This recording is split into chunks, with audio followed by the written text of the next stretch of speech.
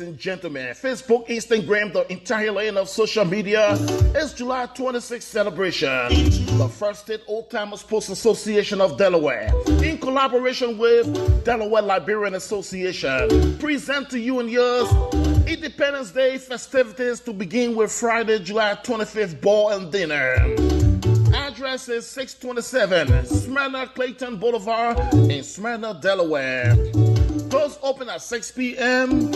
Admission is $50 flat. Then on Saturday, July 26th, kickball action will bring face to face the beautiful ladies of Invisible 11 versus the talented ladies of Madibaroa. Right after the kickball game, 90 minutes of soccer action will take complete control of the Brandon Wan Stadium. Invisible 11 RE making plans to stop Madibaroa from repeating history. Who's better than the other? Can Invisible 11 sabotage Madibaroa from repeating history? Who owns the first state of Delaware? Well, let's find out. It's going down on Saturday, July 26th. Address is 1400 Fork Road. That's the Brandon Wan Stadium in Wilmington, Delaware. Doors open at 12 noon. Admission for kids absolutely free. Children is $5. Adults is $10. For more information concerning vendors plus more, give us a call at 267-312-2745. You can also call 484-470-9204 and 215-704-1606. Right after the game is the after party. Hey, come on, come to party real hard. After party address is 2411 Lancaster Avenue in Wilmington, Delaware. Then the cookout follow on Sunday. It's absolutely free to all. The women of Delaware will bring the food as the gentlemen of Delaware, they have agreed to come with the drinks. Come on, ladies and gentlemen.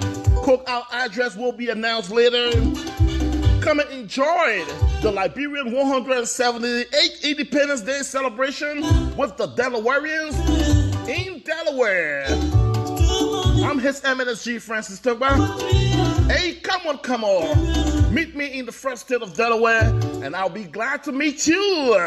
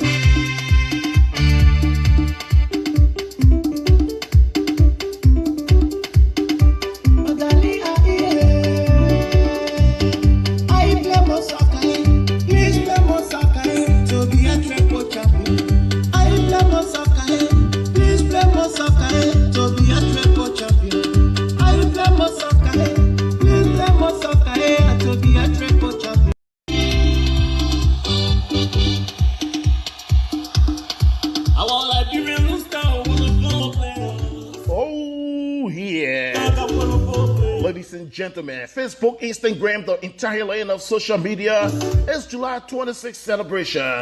The first state Old Timers Post Association of Delaware, in collaboration with Delaware Liberian Association, present to you and yours Independence Day festivities to begin with Friday, July 25th ball and dinner. Address is 627 Smyrna Clayton Boulevard in Smyrna, Delaware. Doors open at 6 p.m. Admission is $50 flat. Then on Saturday, July 26th, kickball action will bring face to face the beautiful ladies of Invisible 11 versus the talented ladies of Madabaroa. Right after the kickball game, 90 minutes of soccer action will take complete control of the Brandon Wan Stadium. Invisible 11 RE making plans to stop Madabaroa from repeating history. Who's better than the other? Can Invisible 11 sabotage Madabaroa from repeating history? Who owns the first state of Delaware? Well, let's find out. It's going down on Saturday, July 26th. Address is 1400 Fork Road. That's the Brandon Wan Stadium in Wilmington, Delaware. Doors open at 12 noon. Admission for kids absolutely free. Children is $5 US. Adults is $10 US.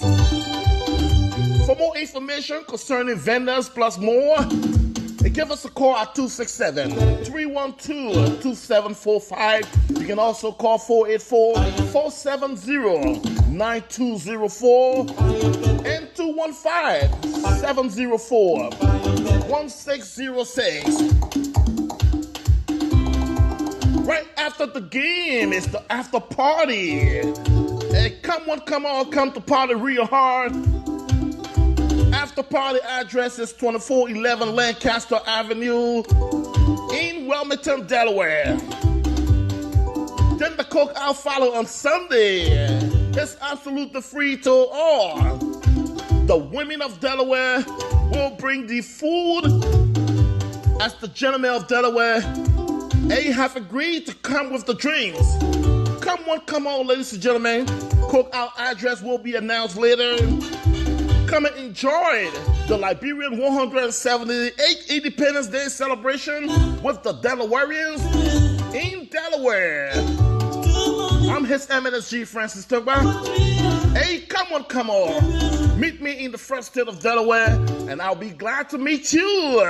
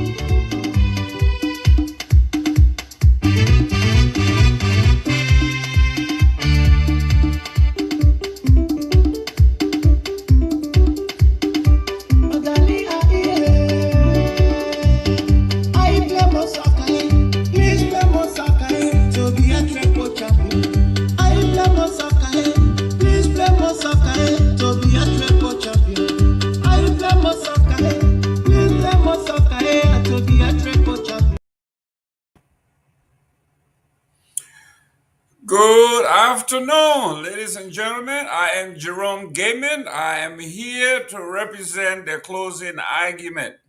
As you can see, I'm in my fuller regalia. 2 years ago, I was officially inducted in the Fuller House of Families. And my name is Jerome Gaiman Ahaji Ba. That's me. I am a full-fledged Fuller man. Bassa Fuller, may I. Well, ladies and gentlemen, welcome to the Monday edition. Today is July the 14th. A lot is happening in Liberia. But right off the top, we want to know what you think. The former president of the Republic of Nigeria, the Federal Republic of Nigeria, Muhammad Buhari, passed away in London The former president of the Federal Republic of Nigeria died in a hospital in London. What does that say about who we are? Millions of dollars spent housing Buhari for medical care before the elections. And right after he was elected, he spent about 2 years of his presidency in London for medical care. At one point, people thought he had died. It turned out that he did get some of the best medical care that money can buy.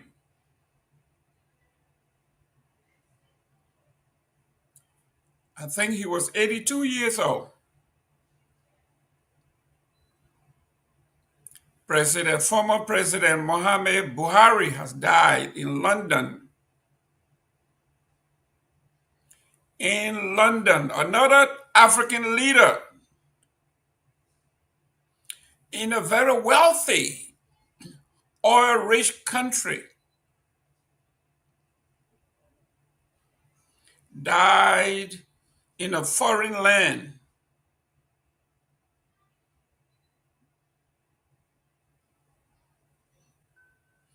Another African country's president died in a foreign land. Yes, we are also going to be hosting today one of the most powerful women in Liberia.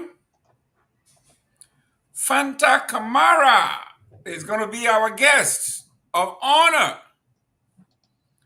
Fanta Kamara is a dynamic international business leader with nearly 2 decades of experience,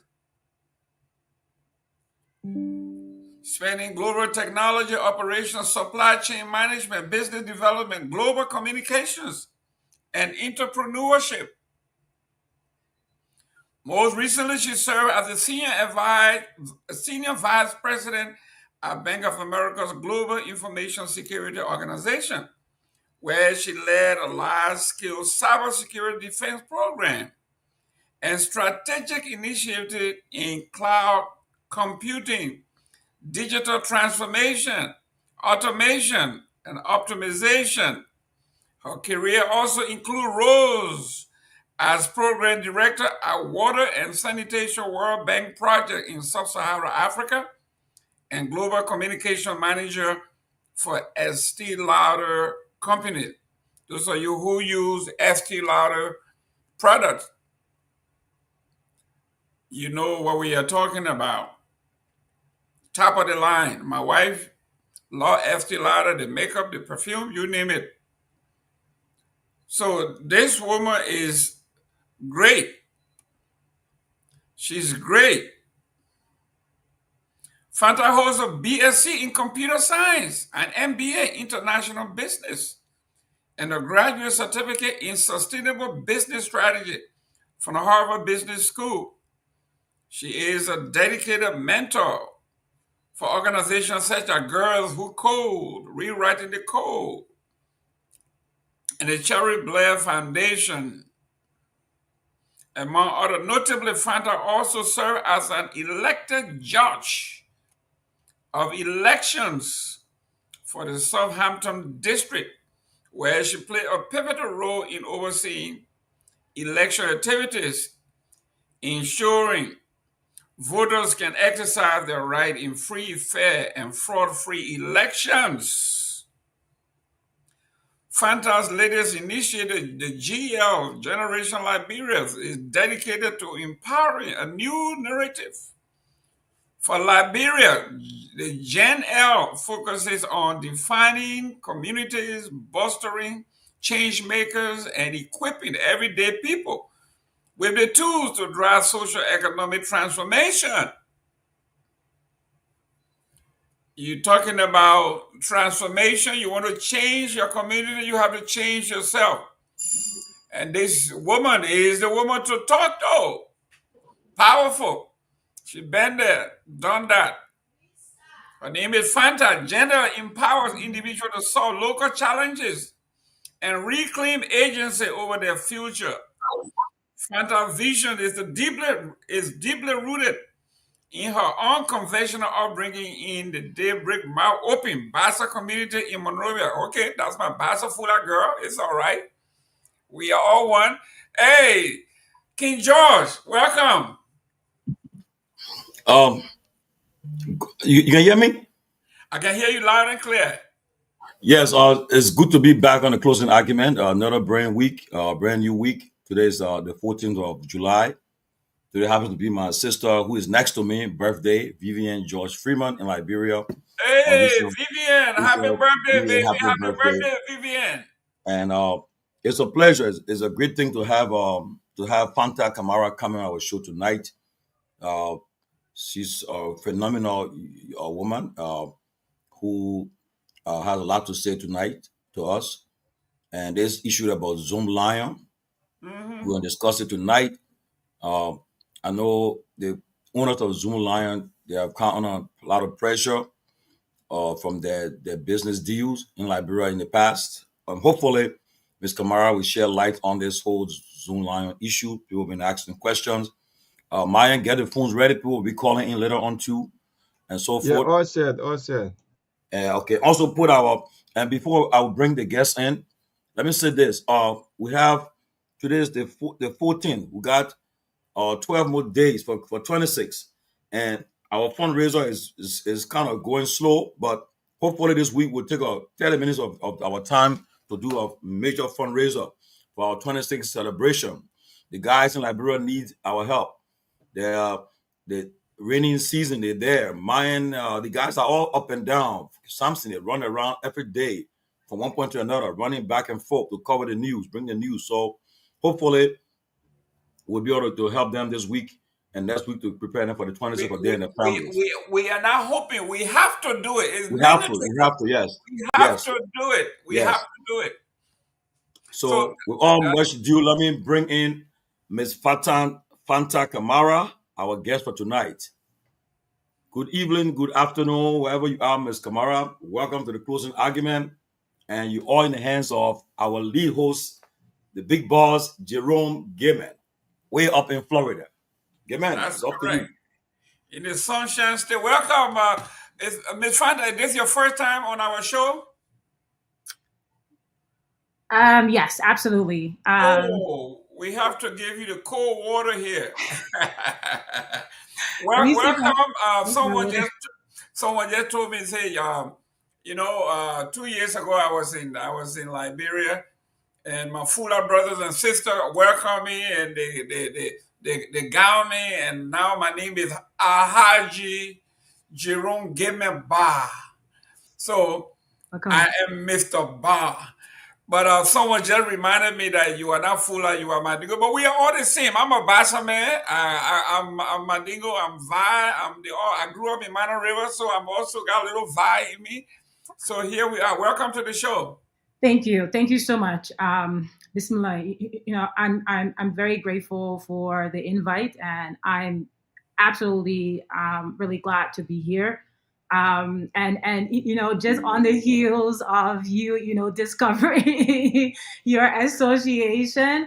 I like to say I am probably more Liberian than most Liberian. I mean, we're all Liberians, and I love I love my brothers and sisters, but I come from 5 or 6 different tribes in Liberia. Between my mom and my dad, I mean, I cover the Vai, Gola, Mende, Fula, Mandingo, Pele.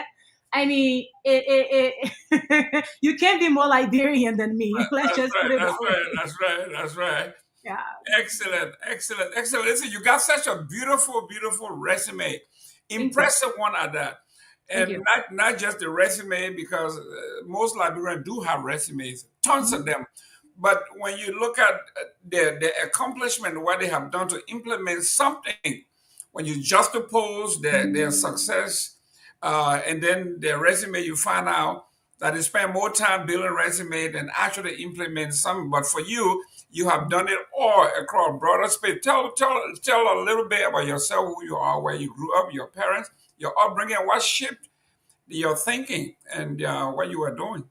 Yeah, no, thank you once again so much for the invite, and to the Liberian people watching at large. My name is Fanta Kamara. Some people call me Fatima, Fatu, Fatumata. Once is F. I'm good. It's all under the same umbrella, so I'm good with that. But from a from a very young age, I had always been inspired to problem solve. So breaking things apart, I was that child who would try to break things apart and try to figure it out. My parents, God bless them, have been very, very patient with me and did everything they could to instill in me the best values that they knew. And being a Muslim, in ensuring that those values align with Islamic values was very, very paramount in our household. They instilled a sense of integrity, a sense of independence, a sense of confidence, a sense of the value of education and being an intellectual. I remember my father, Momo Banjo Kamara, who hails from Grand Kibma County, Papa District, Banga, and my mother, Mama Sanvee Kamara, who hails from Bong County, Guatemala. Um, they were the best parents, or they are the best parents anyone could ever ask for. And I'm so grateful to God to have placed me with them as their child.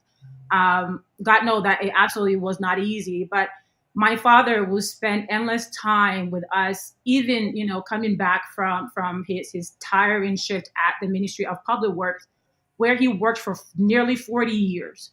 Nearly 40 years. So think about all the major roads you drive on today in Liberia. So from Montserrado, where he was the chief engineer, to Magibi, where he was the chief resident engineer, all the major roads you see today in Liberia, my father has overseen the construction of them, especially the ones who have lasted for so many years, until he could no longer do it because he started to suffer some vision impairment, and it's so sad because for someone who has lived his life as a civil servant, given nothing but his blood, sweat, and tears to the Liberian people, in ensuring that he contributed not just verbally but to the infrastructure of what is Liberia today, and to be not acknowledged or not honored as such, right, for so many years of service, it's just really, really sad. And I think about that, and I think about all the civil servants who day in and day out,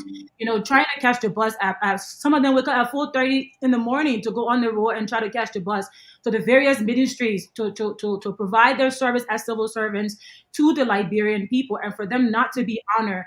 It is just so sad, and we need to do better. We really need to change that. But just going back to how my father, after his long day at work at the Ministry of Public Work, will come home and he will, ask me for my homework. Even if, as a child, you try to get away with not doing homework and you want to go play, Lapas was our favorite, sport at the time. He would come and sit with me. He will make sure that he reviews my homework. He will make sure that if it was English, history, irrespective of what it was, he would sit with me and make sure that I understood it. So I'm very, very grateful. And I owe every single thing I am today to God first and foremost, but most importantly, secondly, to my parents. Without them, I would not be the woman I am today. Without them, the values I hold very strongly, I will not possess today. At a very young age, because of their dedication, I was supposed to graduate at the age of 14.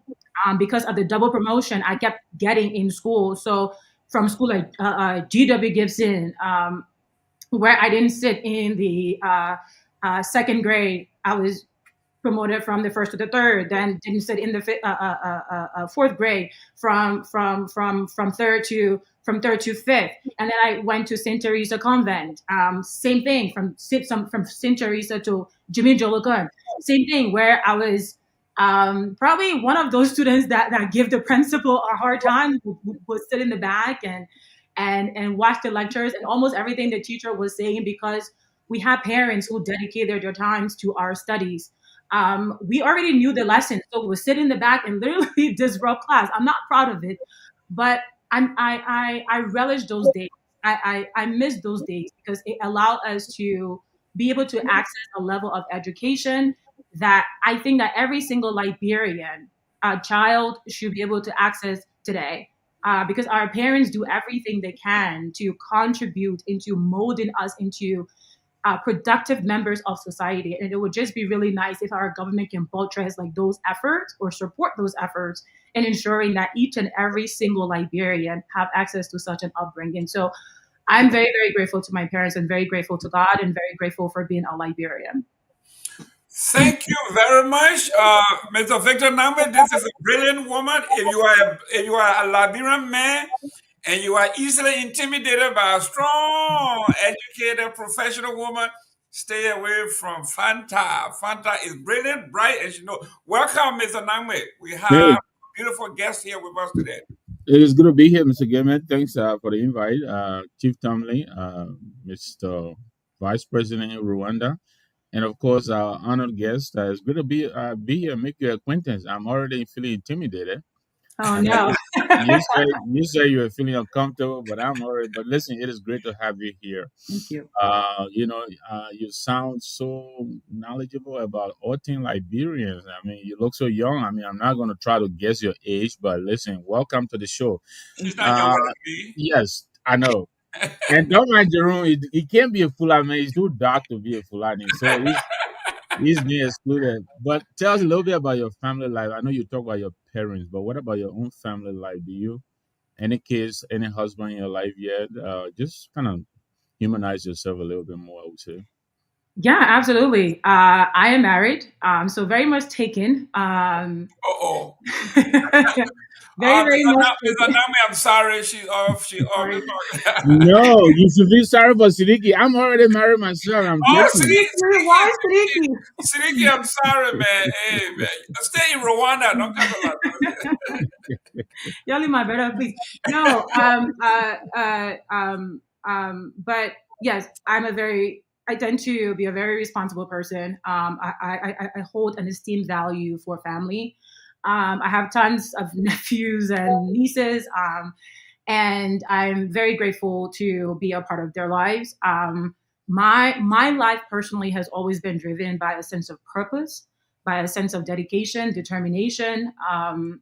When as far back as I can think, even though my upbringing, due to the Civil War, and I'm sure many Liberians share this, was not one that a child should encounter. I remember many days, even at a very, very, very young age, because when the war broke out, I was very young. And at a very young age, I can remember walking through swamps. And as a child, you don't realize, you look back on it now and you think, man, there were crocodiles in those swamps. There were large anacondas or snakes like in those swamps. But because you find yourself in a survival mode and situation, you have no options, and your parents are only trying to do the best that they can to get you to safety. So I remember those years. And thinking back on them, they were my formative years. While a lot of children, spend time playing outside and engaging, in the park with their friends or what have you, I didn't have that. I was forced to grow up and to grow up very, very fast as a young child. I remember being in the refugee camps. We walked from Garnersville to, I mean, the whole way I can remember to first Sierra Leone. I mean, this was days. This was days. I remember we would have to, like, when we will get on the pavement, trying to walk, we will have to leave the pavement and get into the bushes because the rebels were coming or there was a sound on the road. I remember very well chasing the Walk Through program trot, just trying to my parents trying to make sure that we're able to access a bag of cornmeal or buckwheat wheat, right? Just so they can feed us that evening. I remember all of those things as a child. I remember, um, Take your time. Take your time. Take your yeah, time. I'm I'm so grateful to God for my mother, because she got really sick during that time. Um, so sick to the point where a fire victim um, looked better. She had come down with a cold because she went outside to find food for us while we're in the refugee camp. And she went out in the rain and came down with this heavy cold. No matter what she did, she couldn't shake it. She went by the fire trying to warm herself, could not shake the cold. So the family suggested she go to the hospital. She went to the hospital. This was in Sierra Leone now. She went to the hospital and they put her in the TB ward. And they give her, and someone in the TB ward, an older lady in the TB ward said to her, "Small girl, what are you doing here? What you have is just cold. Like, you're not supposed to be here." Right. But by the time, because the doctors, of course, this is during wartime, so you don't blame anyone. But they give her Septrin. And not knowing that she and her family were severely allergic to Septrin, her skin peeled. When you say snake skin peel, like that's nothing. When you say somebody's entire body burned with fire, that's nothing. Her internal organs and external body was unrecognizable to a point where everyone lost hope. We thought she was gonna die. And the next week we had to leave the refugee camp. And she's telling me this story years later to where she says her mother looks at her and her mother says, "What are we going to do?" My grandmother, Masange Sangare, who is Pele Fula, she looks at her and she goes, "I can't take all the children. And you're sick. So what do we do?" And the truck, you see everybody fighting to get on the truck. So maybe I would just take Fanta and I will take the other labor. Well, I can't take them and take you. And for a mother to have to make such a decision for her daughter, and for my mom in that moment to say, "No, take my child. Like, take Fanta with you, take the other label with you. Leave me, mom. I'm gonna be okay." No parent should have to make that decision. Right. If I was an adult, I would say to her, like, "Mom, no, you should have gone." But all of these things, I say all these things to say that they informed my resilience. They informed my confidence. They informed my courage to do better, to be better, not just for me, but for my family, not just for my family, but for my people, not just for my people, but for my nation. Because we can never have a repeat of such a situation. No child deserve it. No family deserve it. But Nope. And yeah, listen, I'm sorry I took you down memory lane. I had no intentions of taking you that deep. it's But okay. listen, I'm sorry, and I'm sorry about your mom. I'm glad you're here. I'm glad you guys made it. I know, we all have our war stories, but Yeah. so much blessings. Yeah, you got powerful stories behind you. But let me pass it on before I do. I forgot to welcome our guests. They always text me, you can't welcome people. So let me welcome our guests to the show. I know you're watching because you called me after the show. So share the show, invite a friend. But it is good to have you here. Thanks for joining us. Up to you, Jerome. Thank you very much. Let me welcome Siliki. Let me welcome Mr. Kehleboe Gongloe. Fanta, I'm telling you, I'm looking at a resume. We're going to talk about business. We're going to talk about cyber security. We're going to talk about global information. I mean, we don't have enough time to do that, but we want to ask you to lecture, to tell us what is it you do, how can it impact. But let me pass it on to King George the First. Your question to our guest and information before we go into the cybersecurity thing. Well, first, let me say again, welcome to the closing argument, Ms. Kamara. It's a pleasure to have you. And to also all our listeners, our viewers watching from around the world. We are live on the radio, Truth FM 96.1 in Monrovia, and relayed by some local stations are relaying us. We are on YouTube and our Facebook page. So this program is live. I want to say it's a pleasure to have you on our show. And I would just start right away, like Mr. Gilman said. We want to ask a lot of questions, have an interactive engagement with you. But let me just ask quickly, what is this Zoom Lion issue about Zoom Lion, and also the contract, there was a proposal that was sent to the Monrovia City Corporation. But then my understanding is that instead of a Liberian getting their contract, a Ghanaian firm got his contract. And what happened? What part you got to play in it? Can you share with us? Yeah.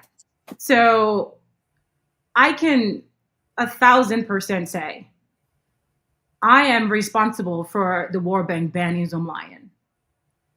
Zoom Lion is a company that should never be awarded any type of contract because they lack the very integrity that is required to be engaged in any type of service related industry.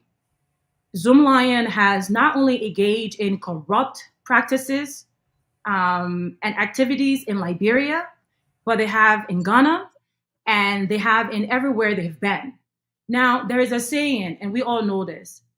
If your home comes out and say, let Fanta get a rule, like your family saying it, like your ya saying it, let Fanta get a rule. And outside your fence or outside your ya, or if you in Ghana and the Ghana people say that you roll, and then the intern people say, the brush people say, no, that don't roll, that she can't live in our house. If something lost for intern, the intern people will have nobody to blame but themselves. Zoom Lion has had their contract in Ghana, as the CEO clearly pointed out yesterday, for a total of maybe 19 years. It gets renewed every 2 years. There has been so much corruption they have been engaging, including accusations of slavery, that they treat their employees like slaves.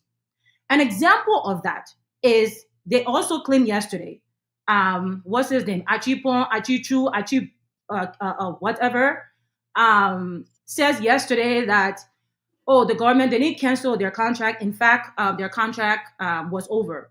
That's a lie. Their corruption got so bad to the point where the new president, Mahama, had to cancel their contract due to public pressure, which is the same public pressure that the Liberian people have to exert on their own government to make sure that Ghana will stay in Ghana, or the intern will stay in intern. It shouldn't come to Ghana. I hope you understand. So if they have who know the in and out of Zoom Lion for 19 years, or Zoom cat, I should say, because they are no lion, they are cat. They are deceptive, they are exploitative, and they are very dangerous, especially where an international grand organization like as the World Bank bans them. Why should Liberia take the Liberian tax dollars and give it to them over Liberian companies? Zoom Lion is not a trusted entity. We had gathered so many evidence, so much data when we were in waste management from 2009 up to 2013, when the contract was stolen from us due to bribery and given to Zoom Lion. Now, let me break that down a little bit so the Liberian people can understand and people watching abroad can understand. We were in our 20-something. My partner and I was just two of us. Two Liberian young children trying to contribute to the rehabilitation of Liberia. At this time, I think Ellen Johnson had just made a trip to New York, to the U.S. She addressed the Congress or she addressed the American people. And she sent a particular message to the Liberians in the diaspora. Come back to Liberia and help us build Liberia. Maybe she didn't expect for the Liberians to take it seriously. Maybe it was just also lip service. She didn't mean what she was saying. But sometimes when you say something, even if the whole crowd don't take it, there will be one or two people who will say, the thing that woman saying. Maybe we hear the lives that we are living are, we can't call it luxurious, but we're living comfortable lives. I was in Italy, traveling. I lived in Pennsylvania at the time. My partner was in Boston doing his consulting thing with the financial industry. And I, at the time, was in global communications. I just had my computer programming degree. And I was doing a bit of fashion engagement in Italy. He called and he was like, look, we need to, the president called, we really have to make sure that we come back, and really contribute to building our country, because if we ourselves cannot build our country, who's going to build it for us? Who's going to build it for us? I hope you understand, because this is very important. Think about 20-something-year-olds who at that time of their life, they want to live life, they want to, travel, they want to experience life, they want to party, right? And here we were thinking, the president said we should go back home. Let's go back home. I kid you not. I took a carry-on. And I said, I will just come for 2 weeks. I will examine this whole waste management thing and we'll see if we can actually do it. If not, I'll just come back. So I only packed for 2 weeks. I had just bought a brand new car that wasn't even about a month old. My apartment was a luxurious apartment. French ceilings, the list goes on. I was working for the Estée Lauder companies at the time. So the Estée Lauder companies has like about 30 some odd brands of the most exclusive beauty brands that you can think about. I had a whole section in my apartment of limited edition collection where people would stand in line for hours just trying to have access to them. This was my life at the time. So I took my carry-on and I said, I'm going to Liberia. The president said we should go. Let's go. Let's go see. Those 2 weeks turned into 5 years. I abandoned my apartment. My landlord would call every month, every week. When are you coming back? She finally had to auction everything in my apartment. The city told and auctioned my car. But I said to myself, this sacrifice is worth it. If you had told me, Fanta, that 2 weeks you're going for, it will turn to 5 years, I would have never left the US. But I thought I was coming for 2 weeks, do some studies, and go back. But when I got on ground, I realized the importance, the significance of dedicating our time and ourselves, our whole selves, blood, sweat, and tears, to developing this industry that was non-existent for Liberia. Think back to 2009. The waste management industry was non-existent. At the time, the World Bank had a program which was probably in the first year. The evaluation office for that program, the company was out of Germany. It's called Pori engineering firm. The project management office was led by Peter Ofori, a Ghanaian. I hope you understand. We came in and it was gloves off, no fancy nothing. We have to work. We won our first tender, a small portion of the contract. We dedicated our time day in and out to carrying out the contract and ensuring that it was successful. We established relationship with the mayor because the contract benefited the Liberian, the Monrovia City Corporation and the city of Monrovia. So we knew that we had to establish a good working rapport with the Monrovia City Corporation. Mayor Bro at the time was the mayor. So here we are. She will call us even 2 in the morning, 3 in the morning to go and pick up waste from areas that were not stipulated in our contracts. But because we were committed to doing this for the Liberian people and for Liberia, we didn't mind. We would send her our trucks. We would send her our Caterpillar to go and pick up waste wherever she wanted it to be picked up from. So here we are with the understanding the president has called us. We have abandoned our lives and made the necessary sacrifice. How many people do you know who can make a sacrifice to abandon their entire life, to dedicate themselves to building out an industry where there is no roadmap? Meaning, no one holding your hand to say, this is how you do it, this is how you do it. Every single thing we did, we had to learn by trial and error. But they were all worth it. Because once we started to understand, we started to document and kept data of everything from the trips from our sites to the landfill, how long it took back, how long the drivers spent on the landfill, which communities generated more waste, how often we had to plan or strategize to make sure we clean the waste from those communities, educating the different communities on waste management practices. We did all of that. And the contract was structured as such that it was short term, 3 months here, 3 months there. Because of the data that we were collecting, we will go back every time into our weekly cadences with the monitoring and evaluation firm, the German firm, and as well as the project management office to say, look, this way in which we are working is not sustainable. If we want to build the capacity of the Liberian people and the Liberian waste management businesses, the contract has to be extended. And here is how you can extend it. We provided a roadmap from the data that was collected. That roadmap, even though we were met with pushback initially, they knew we weren't going away. Because every time they said, they're too small, training, what are they trying to do here? We didn't care. We were the youngest in the business. We didn't care. We know we wanted to clean Liberia. We wanted to clean Monrovia. And that was our motivation. My allies will come back, we not come back. And we're here to stay. To cut long story short, the World Bank found found our data to be substantial enough to say, okay, we're going to do a 3-year contract because it's about capacity building. So they did the 3-year contract. They put the tender out.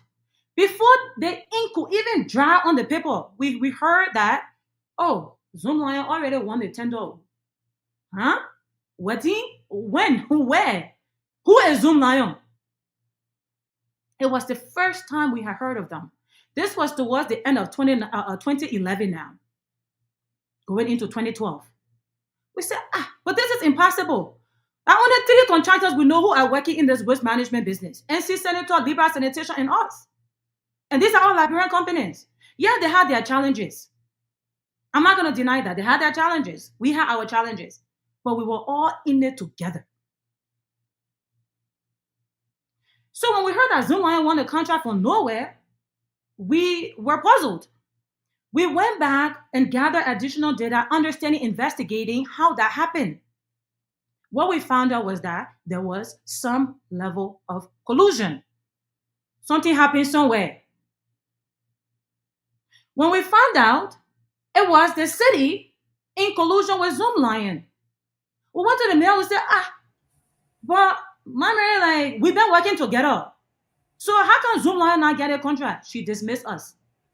We knew at the time that we had been taken advantage of. When she needed us, she would call us. But now that we need her to investigate this, she have dismissed us. We said, okay, this is fishy. It was like you putting fuel on the fire. That's how energized we became to further investigate. We went to the House of Representatives. You people are our representatives. The people of Liberia elected you to represent us in these times of grievances. We have gone to the city and they have rejected us. What do you people say about this? They put a committee together, they met with us, nothing came out of it. We went to the House, petitioned them. You people are our senators. What do you have to say about this?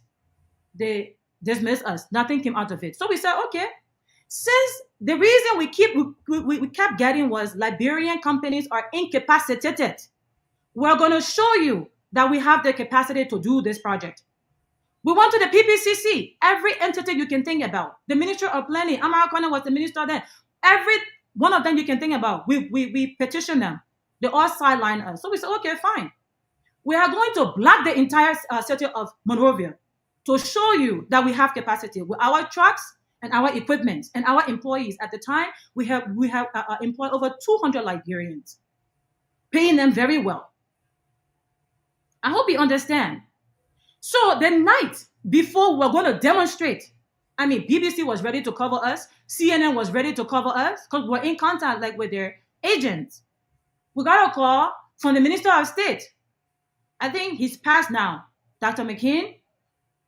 He was the Minister of State then. The president won't talk to you. We said, no, we don't want to talk to her. She called, we have given up our lives and we have gone to all these various mediums to try to have someone to interject and no one. So we'll take matters into our own hand. We'll demonstrate and block the entire city to show you people that how capacitated Liberian companies are. He called back. The president won't talk to you. I look at my partner, he look at me. We're painting posters, though. We said, okay, let's go hear what she has to say. We went there. It was Dr. McKean. It was Ellen Johnson. I don't even have respect for her. Ellen Johnson. It was Mary Bro. It was my partner and myself. The 5 of us were in the room. At the foreign ministry, because at the time, that was where her office was. She wasn't using the mansion. I opened the floor to present our case. Madam President, you call for us to come back, we not come back, blah, blah, blah, blah, blah, blah. Even before I finished my presentation, she said, wow, I think you should be my campaign manager. I said, well, all due respect, Madam President, I'm not here to run campaign. Maybe we can think about it later on, but right now we're fighting for our lives. Our livelihoods are being ripped from under us. So if you can do anything for us, this is where you intercept whatever collusion that is happening and do the right thing by the Liberian people. My partner came in to make his presentation. As he's speaking, she interjects and he said, no, Madam President, because this is about principle. Ellen Johnson looked at her and said, y'all can eat principle. That principle y'all will eat. Y'all did that team, I will give her one small contract in Buchanan. I challenge. I'm glad she's still alive because I challenged her to deny it. I challenged Mary Broad to deny it. And if the late Dr. McCain was here, I would challenge him to deny it. She said that principle y'all will eat. Y'all do that team, I will give her one contract in Buchanan. Oh man. That the thing you're talking? So the thing when you go talk in New York, Ghana, or Washington, D.C., Liberian will come by and can't contribute to the rehabilitation of Liberia. You didn't mean it. There are you now abandon our lives there. Then you telling us that principle we will eat. You want your contract in Buchanan, we won't forget about the Monrovia one. After we have worked at the time since 09 to 011, I think 3 or 4 years now. How can you say that? And how it died. We left her office. She didn't, we completely rejected everything she said about contract in Buchanan. We said, no, we're not going to do that. You understand? Come to find out, and I connected like that. Come to find out, yesterday when our Zoom Cat CEO Achichuchu was talking with his sugar more mekete or chicken soup that he ate before he got on the air, we're talking about how when he came to the Liberian market, his partner, he had a local Liberian partner. So we said, we don't know any waste company at the time to have had an international partner. So who was it? We are thinking, and then he said, Abdallah Sharif. Who is this Abdallah Sharif?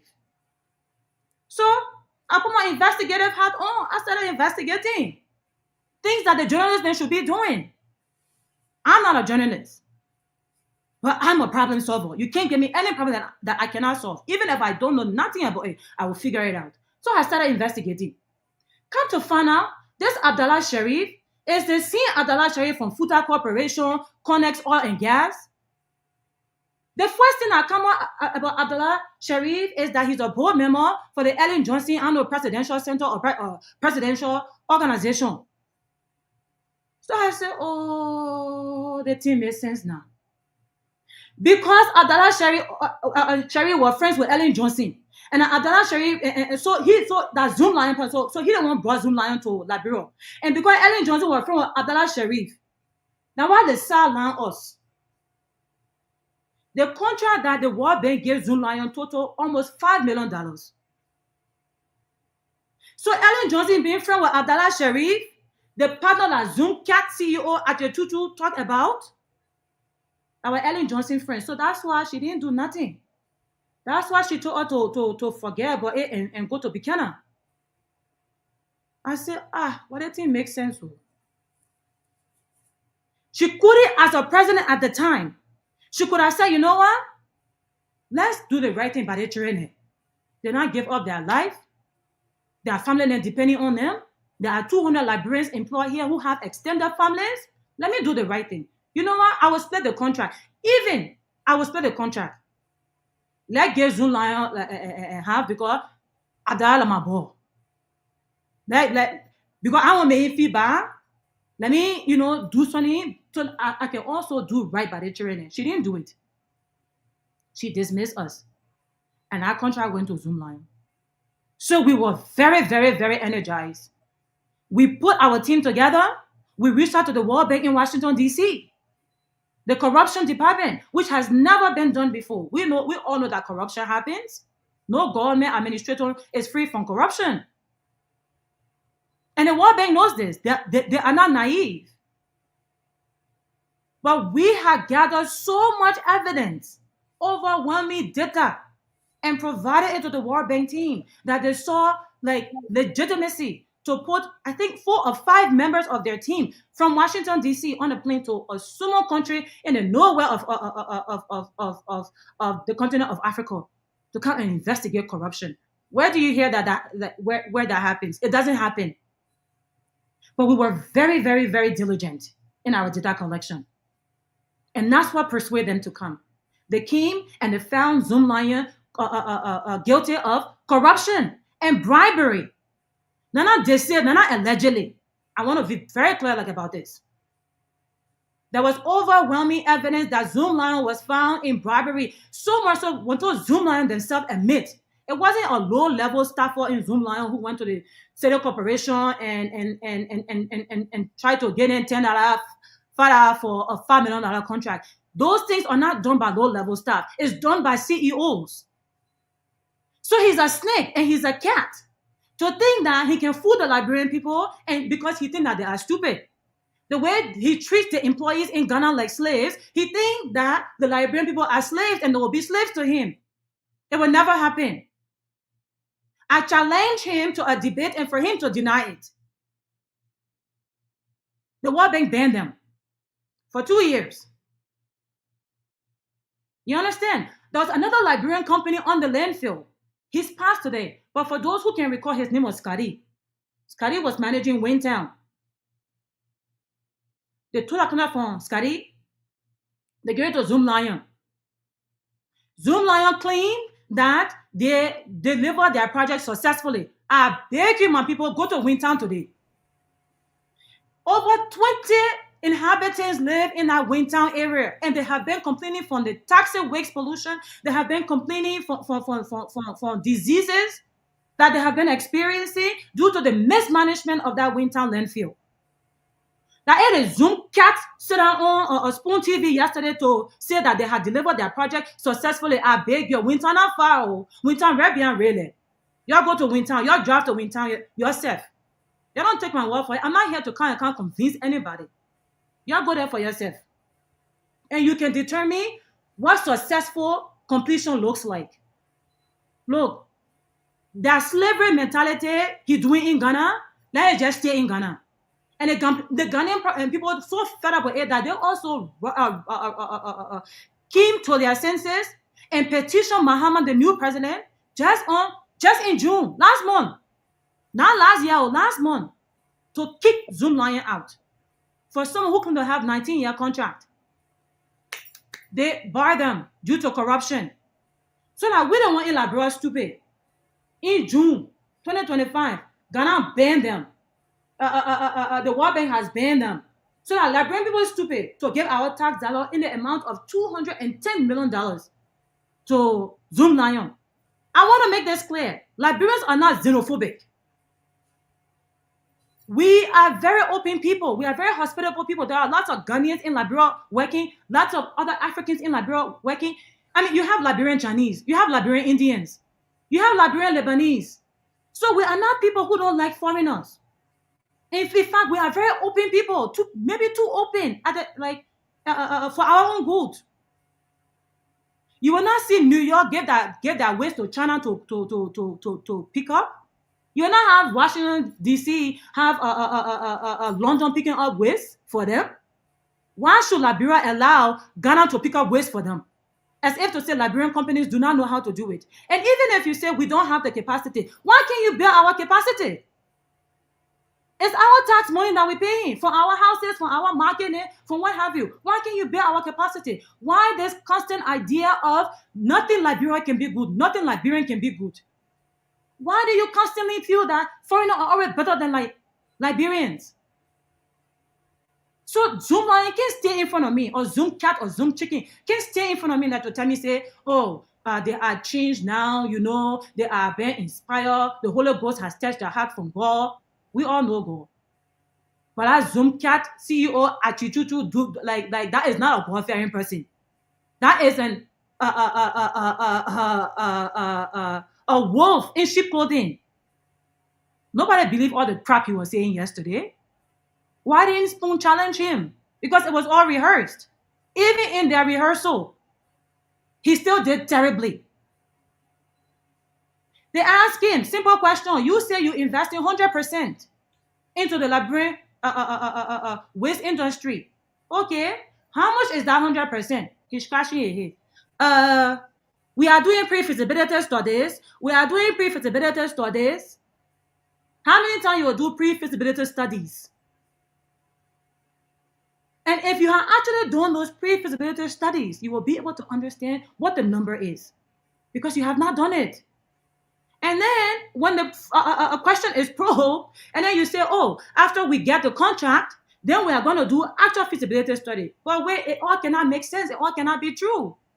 You cannot invest 100% of your own money, but you don't know what that number is, number one. Number two, you cannot not know the output or the outcome of the fee of the pre-feasibility studies, because you have done it. Unless you haven't done it, then you lie.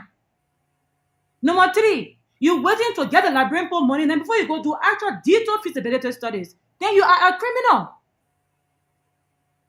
You are a criminal, and you claim to be in other African countries. It's all a lie. And even the ones that have allowed entry to him, let's say, for example, Nigeria.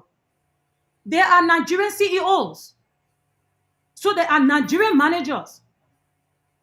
Nigerian with a higher percentage in that partnership. You claim to have acquired a contract from Burkina Faso. It's a lie. It's an MOU. They're not giving no contract. You claim to have contract from Kenya. It's Kenya ownership. It's not Zuma ownership. The Kenyans have more ownership. You claim to have contract in the Gambia. It's an MOU. Let me even take it back. With the Kenyan one, there are articles, and you don't believe me, just Google it. Zoom Lion Kenya. What you will find is that they are still investigating to determine if they will even become partners. So it's not solidified. And all of them happened at the top of this year.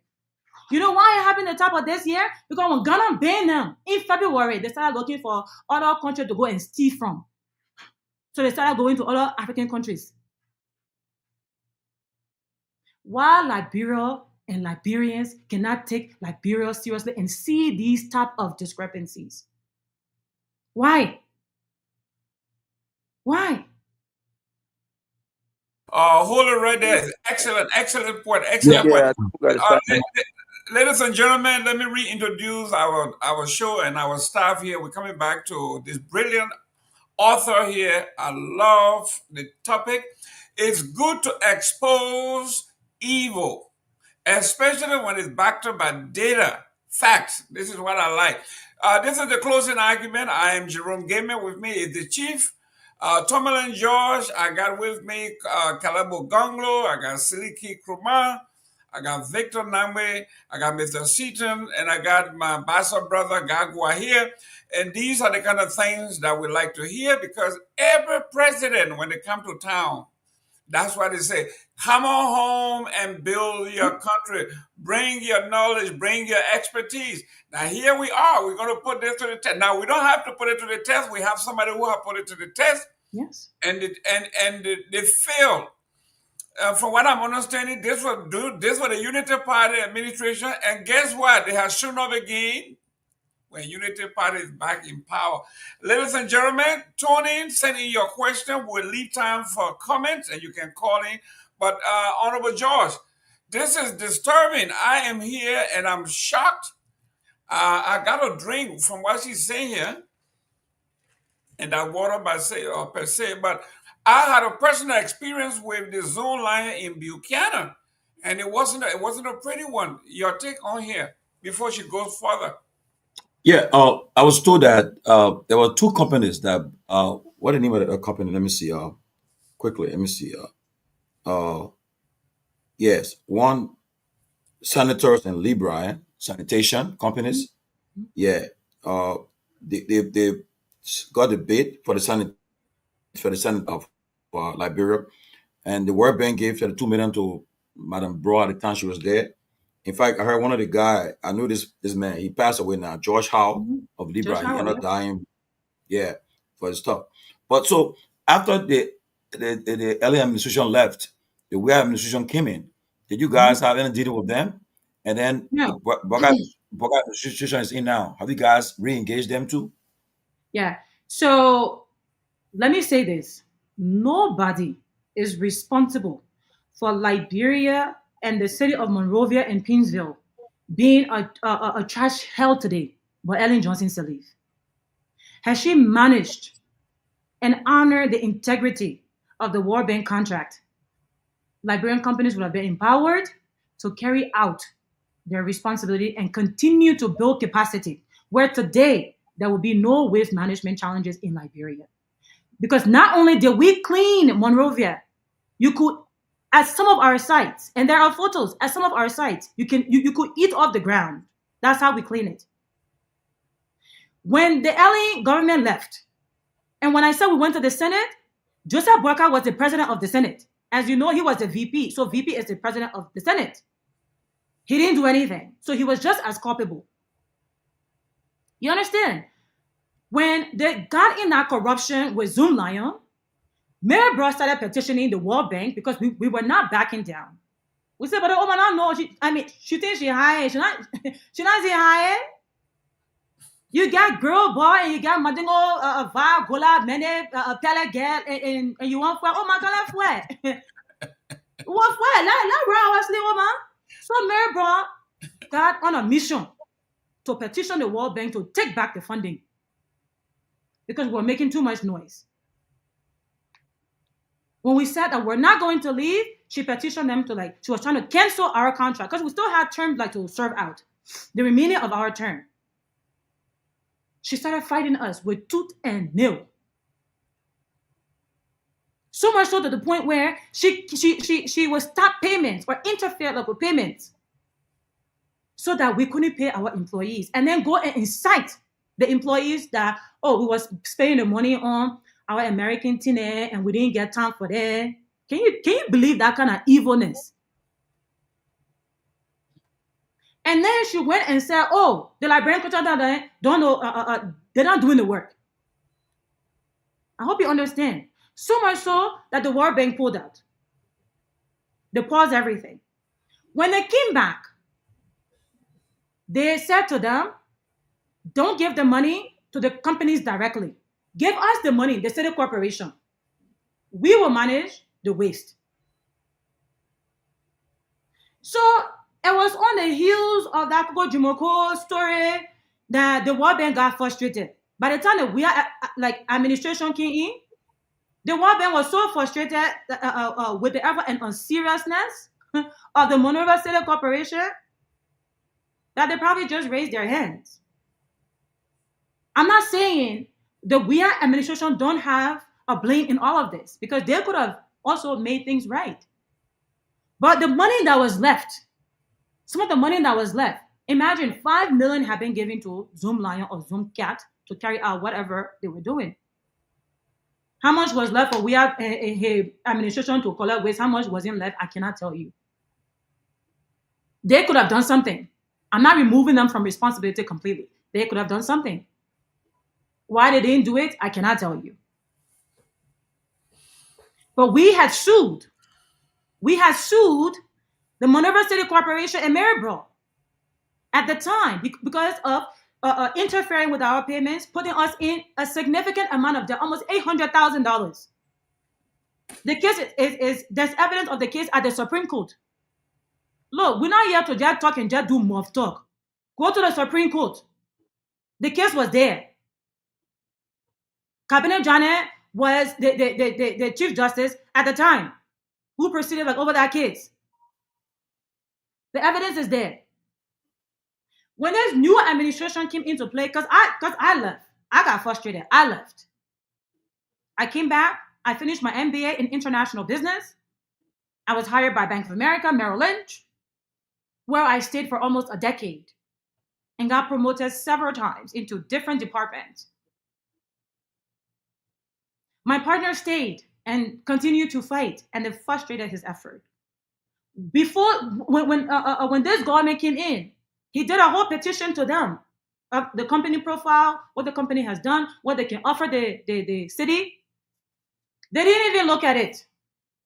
And they went and shortlisted 6 foreign companies for this tender to show you. And you know what? Sometimes when you not know something, it's better for you to be humble about it so you can learn. Go study so you can learn it and do it the right way. The procurement officer didn't even do a decent job. He did a copy, what we call copy and paste job.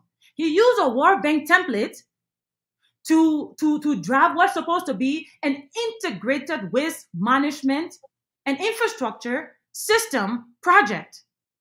Now let me break down what that means. The mere mention of integrated for a company who can provide integrated waste management system and infrastructure. It means that end to end, from the strategy and planning of how to build out this system, number one. Number two, to the collection of the waste. Number three, to the transportation of the waste. Number four, to the disposal of the waste. Number five, to the composting of the waste. Number six, to additional services like recycling, energy generation, and so on and so forth. Instead, they drafted a tender, and I think I shared like the RFP with you, Tomalin. I'm happy like to share it. They drafted a tender with $210 million. I'm not even sure like annually, but for over a period of 20 years. So the $210 million is even questionable. But the length of the contract is probably even what's more concerning. 20 years. I'm happy. I actually have it like on the screen here, so I'm happy like, to share my screen with you. Yeah. How is it that you have already been engaged by a Liberian company to say, look, this is our capacity. We can do this in our sleep. Then you shortlist. When you got ready to do the tender, you shortlist 6 foreign companies with not one Liberian company on the list. And Zoom can't want to say, oh, they are partner with a local Liberian company. I know they say Eco Green or what have you. It doesn't exist. Where is that partnership? I challenge them to show that partnership. It does not exist. It's a lie. Same thing with the whole Abdallah Sharif a lie or corruption. It's the same thing. I tried to research by doing just simple research. Zone Lion and the Eco Green, they said they partner with in Liberia. Where is the partnership agreement? I beg you, my people, maybe me, I'm not smart enough. So please, you do your own research. You people are the journalists.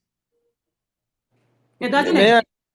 May I interject for a second? Mr. Gilman, I think I'm really enjoying the explanation by the guest. I can sit all day and listen to her. But if we keep this up, we're not going to have time for questioning. Can we engage her? Because we have the background of what's happening, if you don't mind. Thank you. As you can see, she's capable and willing and able. You want to engage her anytime? Go ahead. You have any questions? Go ahead. Well, no, I want to be fair. I came in. No, go ahead. While we have you, go ahead if you have any questions. All right, thank you. So Ms. Fanta, thank you so much for coming on. And to be honest, I share your sentiments, and I understand your frustration when it comes to our government putting the interests of foreign entities and businesses over that of Liberian businesses, especially. Given your own story, abandoning your work, your job at a very young age to return home and be a part of the process. So thank you so much for your immense sacrifices and everything that you've done. And I hope that this did not put you in a place where you've given up on what you have to offer Liberia. But I want us to put this in perspective, and I'm going to play the devil's advocate here. I've heard extensively about Zone Lion, the work that they do. In fact, I've been in contact with some both government officials in Ghana and lawmakers as well. I've also spoken to some folks, who have expressed some of the issues with Zomalin. And from what I've gathered, and I stand corrected, from what I've gathered, it seemed like they are more frustrated with the government. For example, there was a $74 million deal signed under President Muhammad right before he left office in 2016. In fact, during his first term, he played an integral role in the launching of Zomalin in 2006. Zomalin have continued to get government contracts. In fact, through the Ghana, the YTA, I think it's the Ghana Employment Youth, who is a representation of the Ghanaian. In that contract that was signed, the government of Ghana agreed that they will pay close to $80-something a month to cleaners. And also in the contract, Zomalin was expected to hold close to $40-some of that, which gave workers $19 a month. From 2006 to now, the government of Ghana has continued to engage Zomalin in these contracts that have been agreed to by the YTA. Now, do you think that when we talk about corruption, I will get to Liberia, but do you think that we can blame Zomalin as an entity when it comes to how Ghanaians workers are being treated, or should we be blaming those who are direct representation of them, which is the government? That's a very good question. You asked if you are an administrator, you're in partnership with the government. You, as the administrator, are the one who does what? Administers. If there is an issue, if there is a problem, you are the administrator. You advocate on behalf of the people if you have any sense of integrity. Now, Zomalin was the one being paid by the government. The government wasn't paying the employees directly. The government is giving Zomalin X amount, X dollar. And Zomalin in turns pay the employees. How? Where in this world? You tell me, Mr. Robert, that the government gives you $85 or $90 or let's say $65.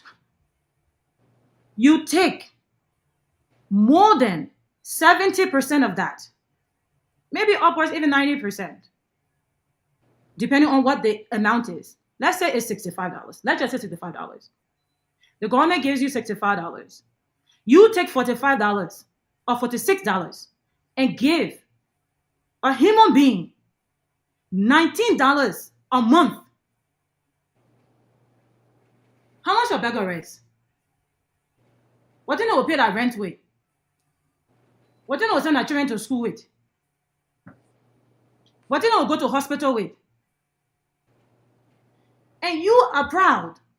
You call yourself a Pan-African company.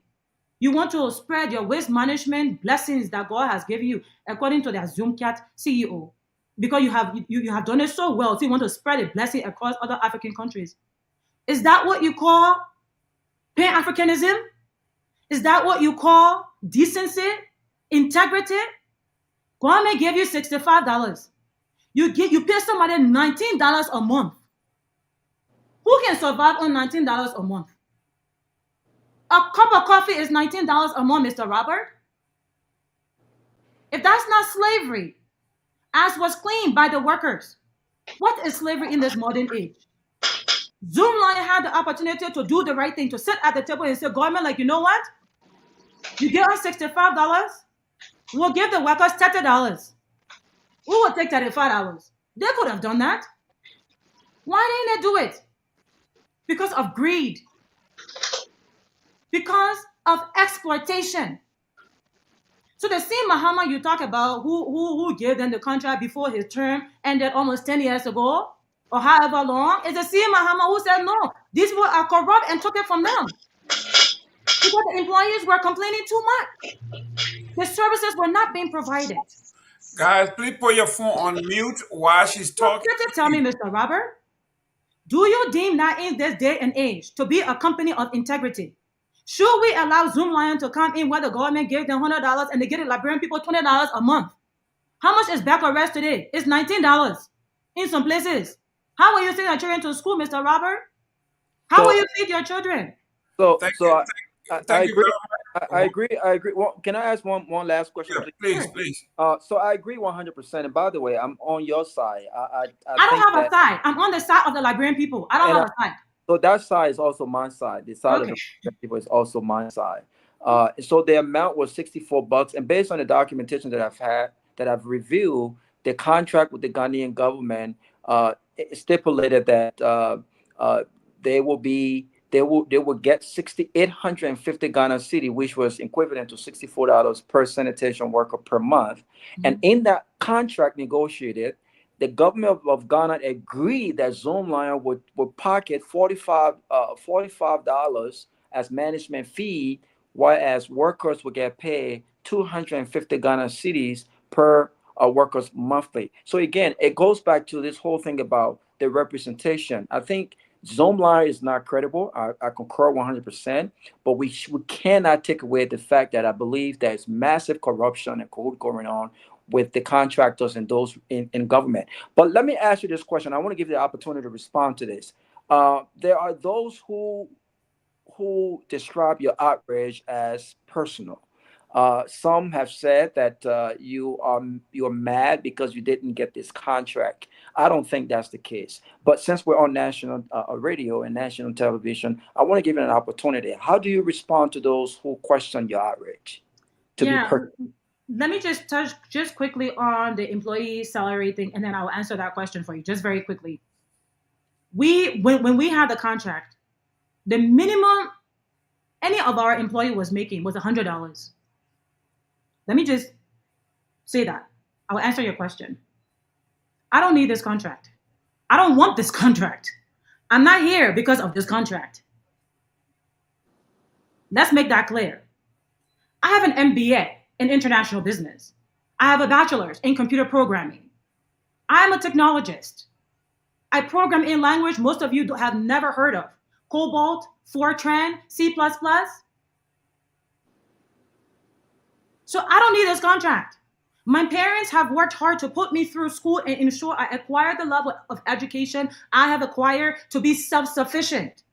God has given me the ability, the faculties, the intellect to survive anywhere in the world.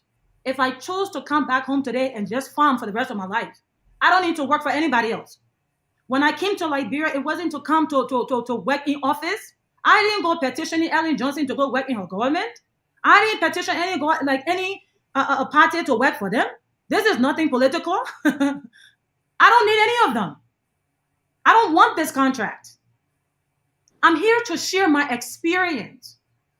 I'm aggravated on behalf of the Liberian companies who have been sidelined. Let me give you a history of the companies that are on the list. Zoom Lion is the one that we know.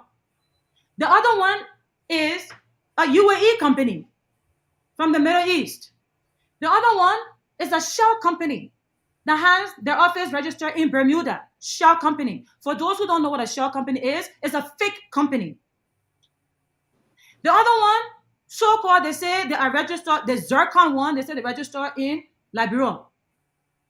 It's a fake company. They have never done anything in Liberia. These companies are not just foreign companies, but they're companies who are fictitious. I'm speaking out because the Liberian companies have been sidelined. As you saw, as you can attest to, we did not bid. We did not bid for this contract. I'm not interested in this contract. And even if the government was to offer it to me today, I would not take it. I don't need it. But the Liberian people are not stupid. And if we continue to say, and if we continue to complain about things happening and not being courageous enough to speak out in a way that we can challenge those who are making decisions for us, for how long will we continue to be silent? If we don't speak out, who's going to speak out? Excellent, excellent. Mr. Kamara, you got next. You're next on deck, and then we go to Kehleboe. There is no Mr. Kamara, Mr. Gamer. This is Siliki Koma. Oh, Mr. Kamara, thank you very much. Thank you. Listen, I'm mesmerized. Obviously, you're not a Kamara. You're not smart like a Kamara. You are now a so yeah. Go Okay, ahead. Go good ahead, to be Kamara. here. Good to be here once again, and good evening for my Miss Kamara. Good to have you. I'm just sitting, listening to you, and narrating your own story about what happened to you many years ago since doing the Salif government. And I share with your sentiment. What you've gone through, and you are right. This is what they do when they take authority. They go out for engagement. They make it seems like they are more concerned about Liberians going back home, whether to seek job opportunities to give back to the country in terms of skills they've acquired outside of the country, whatsoever means. But they don't mean it. They say these things because they want to be seen as the best leader. But my question to you here is this: what actually prompted your media? Because the last time I saw you on Spoon TV, and today you are here. Mhm. So, is it that the government of Liberia want to, give a contract to Zoomlion again in Liberia? That you are coming up now to speak up so that Liberians can stand up, against this bad company based on your own experience you've had with them. Even though it's not a company for me, I will fully blame our government. What you experience, it is a right of the government to have prioritized you as a Liberians over a Ghanaian or whatsoever company. But what actually prompting your media engagement? I would like to know if the government is planning on giving Zoomlion or Zoomcard. Maybe they've changed their company name to Zoomcard. What actually prompting your media engagement? And that will, give me a second question to make follow up. Thank you. Yeah, I mean, we should actually call them Zoom Chicken because if you're a decent company, at least like you will speak the truth. Look, this was I think Monday, and Staten can confirm this. You can go Staten with this one. Monday, I think it was Monday. My younger brother texted me, and he said, "Hey, is your company still doing waste management?" I was surprised by that question. It was on an evening. I was, lounging, looking at the mountains. And I said, "What do you mean by that? Like, why do you ask?" And he said, "Oh, the government trying to give the contract to this waste management contract to Zoomlion." When I heard the name Zoomlion, it was absolutely not. Not again. My life is comfortable. But this cannot happen to the Liberian people again. So I immediately said to him, "Where did you hear that?" He said, "Oh, Spoon is discussing it." I said, "That's very interesting." I said, if the Liberian government gives this contract to Zoomlion, they will regret it for the rest of their lives, especially a contract that is for 20 years. So it's one thing if you come into the government, like if you come and do your 6 years and you won't give contract for 6 years while you in office, that's fine. Do your stupidity, is up to you. But for you to extend it for 20 years, so the next government will not even be able to make any changes because they will face legal ramifications. That's a disservice to the Liberian people. I said, you know what, my life is comfortable, but I cannot let this slide. So he disappeared.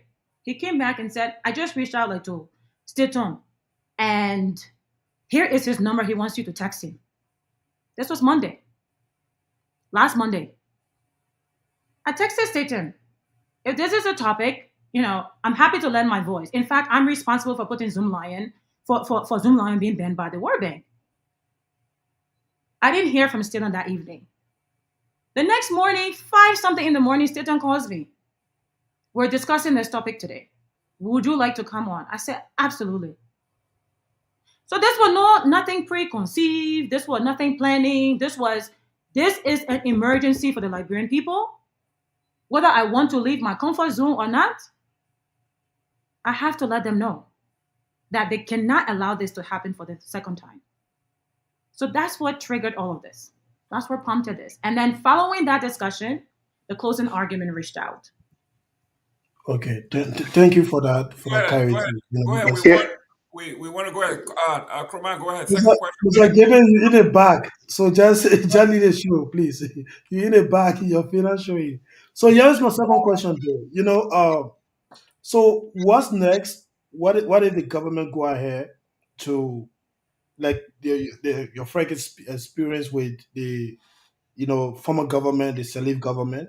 What if the government go ahead and give the contract to Zoom Line or Card Line, whatever they call them?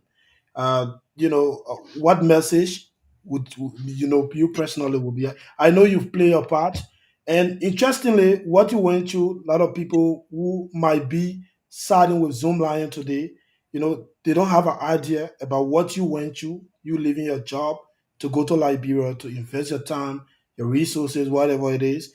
But some supporters of some government officials who are getting kickback from them, they might want to kind of trash your argument away just because they are getting some benefit in out of that, because that's the country we live in, So or what's that's the the country question? we have. So what's going to be your next step if the government go ahead and give them the contract? So what's going to be next? What will you have to say? The Liberian people should understand something. This contract is going to or should generate, if given to a Liberian company, more than 10,000 jobs. Our youth struggle today just to find access to a stable job. I mentioned the last time, many of them try to go to school, they graduate with nothing to do. So if the government awards this contract to Zoom Lion, the Liberian people will have no one but themselves to blame.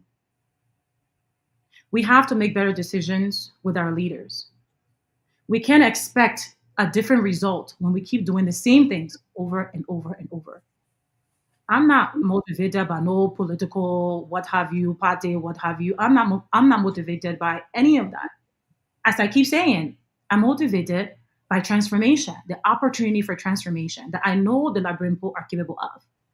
But if they sit on the sideline and only complain about this on their dining table, in their kitchen, on their farms, then they have nobody to blame but themselves. I can only lend my voice. I know it's an active discussion with many other areas, from what's happening with the transport ministry to what's to what happened like with APM terminal, such a contract that was signed for such a long term, where a different government comes into play. They can't even change it. They cannot impact it because of legal issues. And so many other contracts such as these. The waste management in Zoom is not new to corrupt contracts being established by the government. So if the Liberian people continue to sit and be silent about these, then don't talk about the Liberianization policy that was instituted by President Tolbert. Don't talk about Liberia first, because that's where I stand. The few who understand the importance of standing up and what it means to be Liberia first and what it means to put nation first. I would just say this very quickly. The Greek suggested that there are three types of people in society. There are the idiots, there are the tribesmen or the tribalists, and you have the citizens. The idiots are those who just don't care. No matter what happens, like they are laissez-faire. The tribalists or tribesmen are those who are inspired by their tribal affiliations and associations, so they make decisions based off of that. Then you have the citizens. I am a citizen. I understand very much what tribes I'm affiliated with. But at the core of everything I do, I'm inspired for a better nation. I'm inspired for a better Liberia. And therefore, I could not sit on the sideline. Even though it took me out of my comfort zone, I knew I had to be courageous and lend my voice. So if the Liberian people do not find that courage, they will have no one to blame but themselves. That's My correct. my final say to them Wake up from whatever you're doing and stand up for yourself, because this is your taxpayer dollars that is going to go to create foreign millionaires when that millionaire could be you. Thank you. Thank you. Thank you Mr. so much. Kehleboe. Yes, I'm happy to be here. Madam Fanta Kamara, with your permission, can I ask for your contact? Yeah, absolutely. All right, because I'd like to talk to you beyond the show. You sparked some interesting debate. Um, it is an old debate, but you rehatch it in a, you give a new energy to it. And I'm not going to ask a particular question. Maybe I would, but I'd like to give a little bit context to this Zoom Lion issue. Because when Zoom Lion came to Liberia, I was actually an assistant minister of labor. And I'm quite aware of not of I'm quite aware of not every I'm not aware of everything, but for some, a little bit. Zone Lion came to Liberia even high and brought in even drivers, mechanics. I'm aware of that because Zone Lion driver killed a Liberian before me between Koglo Factory and the Minga Junction. We took the driver. He was speeding. He hit the motorbike. The guy, the picking our riding the motorbike in the morning. Because in the morning, most of the motorbike come to us red light. And he said, he probably when he slept somewhere and his boss called him. I think I had some station on Palan Road. He was running there. And he just hit the motorbike rather and he put, threw him on top of another Jeep. So, and he tried to run away. The motorcycle ran behind a curtain. Unfortunately, we took him to the police station. Um, Govachos police station. Guess who called there and insisted the police should release him? I left my job that day. I said, I'll not go to work. We'll stay here. This Ghanaian must be in jail. He committed murder. It was Mirabel. Yeah. He threatened. In fact, I called one of my brother, Councillor Kehleboe Gongloe, to come there and be a volunteer lawyer for that boy family. So then I took interest to understand Zone Lion. Zone Lion actually had a deeper connection with the Sali administration. So when I saw Dara Sherry yesterday, I watched her show. I watched her show actually yesterday.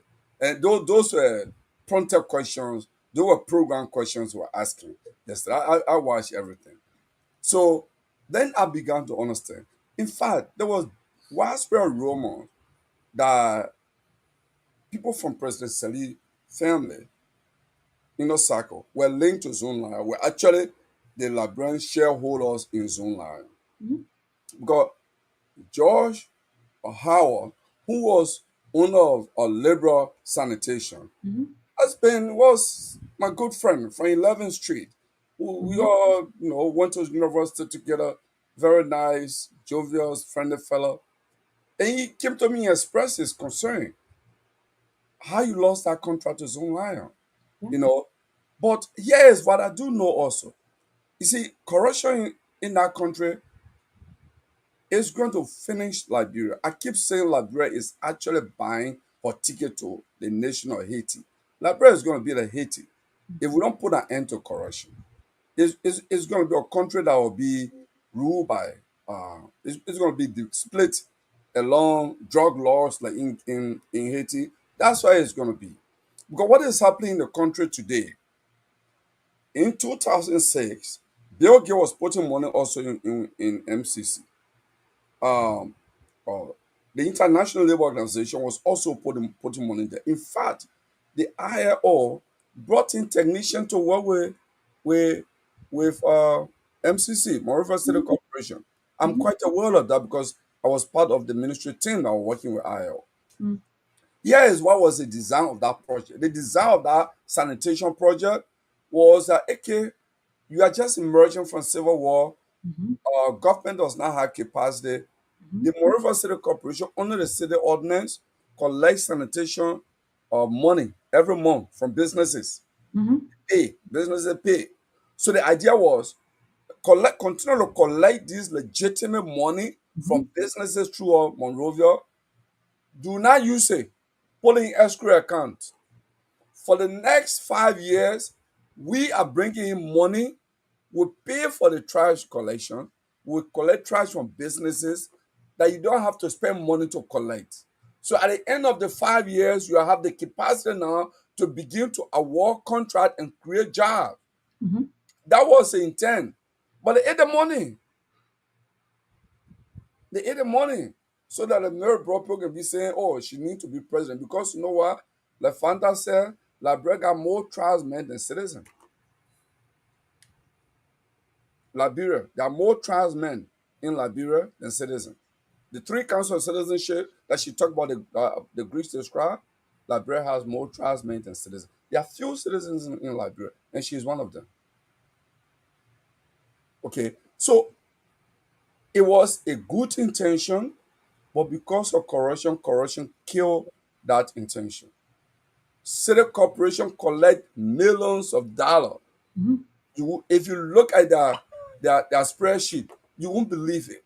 I'm not going to call someone name here, but when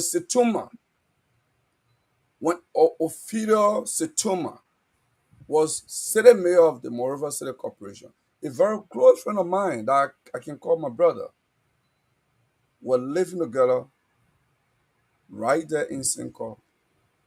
She actually tapped into his expertise to go help us set up their spreadsheets. And my friend had the opportunity to see how much money these people get. City corporation is a sleeping giant. You know why? They are like the poor, but it's one of the places where they make money probably compared to a Freeport Monrovia. That's city corporation.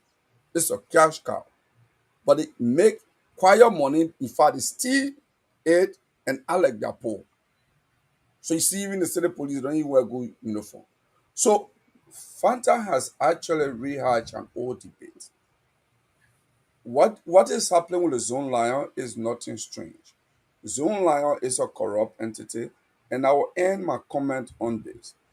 I've said this times without number on the show and on other shows. The context of the corruption in Liberia, we have to understand what is happening. There are two groups of people who have taken siege of our country. And these groups are so powerful that I don't believe that constitutional democracy is going to put an end to them. I think what will put an end to them is a revolutionary radical military action. I keep saying this. What? I'm not calling for a coup d'etat to remove Joe Boyka because Joe Boyka is not the issue. The state of Liberia has been laid siege by two groups of people, and they are powerful. Group number one, the group that are called then the elite capture, and that is the likes of Jeremiah Cohn, Prince Moyi, Abochie. These corrupt people in the government, they've laid siege there. They work on the budget, the Thomas Fowler, the Sir Joseph of the world. These people are influential. They determine what goes into our budget. You know who their collaborators are? We call them the state capture. Anybody can research that. The state capture became popular because of the Gutas case in South Africa. But it's an old age concept in political theory and sociology. The state capture. The state capture are those powerful businesses like the Adala Sherry, like the Floor Toma, like these people. These are the state capture. They and the elite capture work together. They control the state. Mhm. So when you go to election, they fund each other and they decide who gets elected. Mhm. So democratic elections is not going to put an end to them. What will put an end to that cycle of economic violence is a revolutionary radical action against them. Thank you. Ladies and gentlemen, welcome to the show. When you are from, for those all from the sociology background, we revere a school called the University of Wisconsin of Madison, and one of the greatest writers of all time is called C. Wright Mills. He says the corporate elites. He wrote that book called The Corporate Elites. If you want to read about the corporate structure and how they control the world, buy that book. It is called The Corporate Elite. See Right Males. Mr. Seaton, your turn. Thank you very much. I'm happy to be back on the show. Madam Fanta Kamara, if I say your name correctly, Yes. uh, you made some interesting, serious, and some startling allegations. And if these allegations are true, I'm not going to ask questions, I'm just going to make a comment. If these allegations are true, then we are in serious trouble in Liberia. We are in serious trouble in the sense that every government, every succeeding government comes to power, they say they are in the interest of the Liberian people. But when it gets power, they do otherwise. We want to promote Liberia entrepreneurs, but yet instead, we create stumbling blocks for them to be able to thrive. We say we have a liberalization policy, but if you look at the liberalization policy in its entirety, all of the businesses that were set aside for Liberians to be able to engage in it are being engaged in it by foreigners. That's not fair to our people. Our people are struggling every day, and these people come to power, and instead of them promoting Liberian, they promote foreigners. Where in the world a Liberian will go to Ghana and have a waste management company? It can never happen. It can never happen.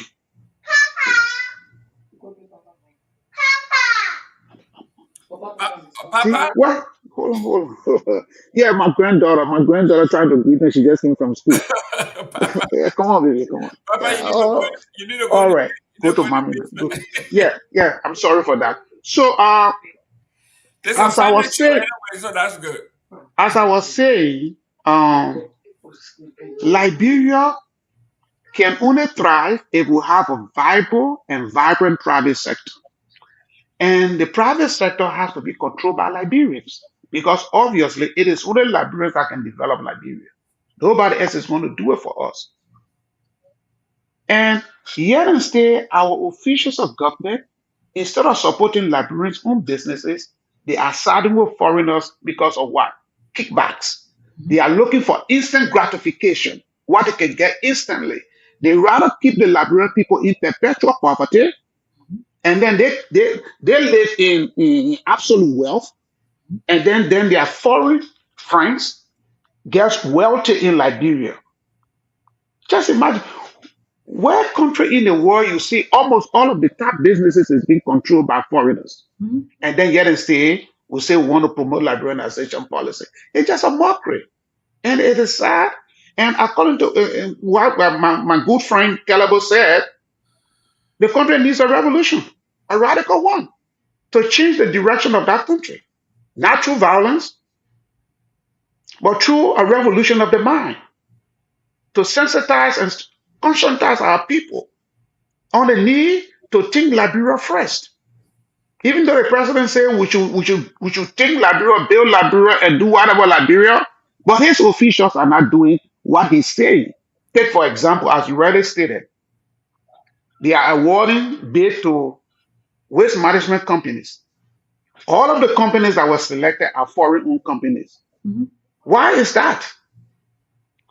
Why is that we cannot promote Liberians themselves?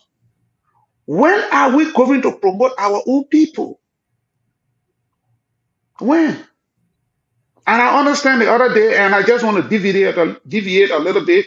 The president wanted to buy some school chairs for some schools rather than hiring local contractors to build those furnitures in for the schools. They hire private or foreign company to build those furnitures for the schools. Where are we going? It's just the same circle over and over. We are running around this circle and we are hoping to get a better result, and we keep doing the same thing over and over. There's nothing that is going to change. But we have to keep fighting. Thank We you. have to keep talking. Thank you. Thank you. Let me Thank you very much. Good. Let me go to Mr. Nambe here. Mr. Nambe, here we have in America, those of us who know about the system, there's something called capital flight, where the money leaves the country. Like she's saying, when you talk about 200 million, 100 million, 20 million, over 20 years paid to foreign corporation, that money is not touching ground in Liberia. It's staying abroad. The money comes from the World Bank or wherever the funding is come from. It stays right there.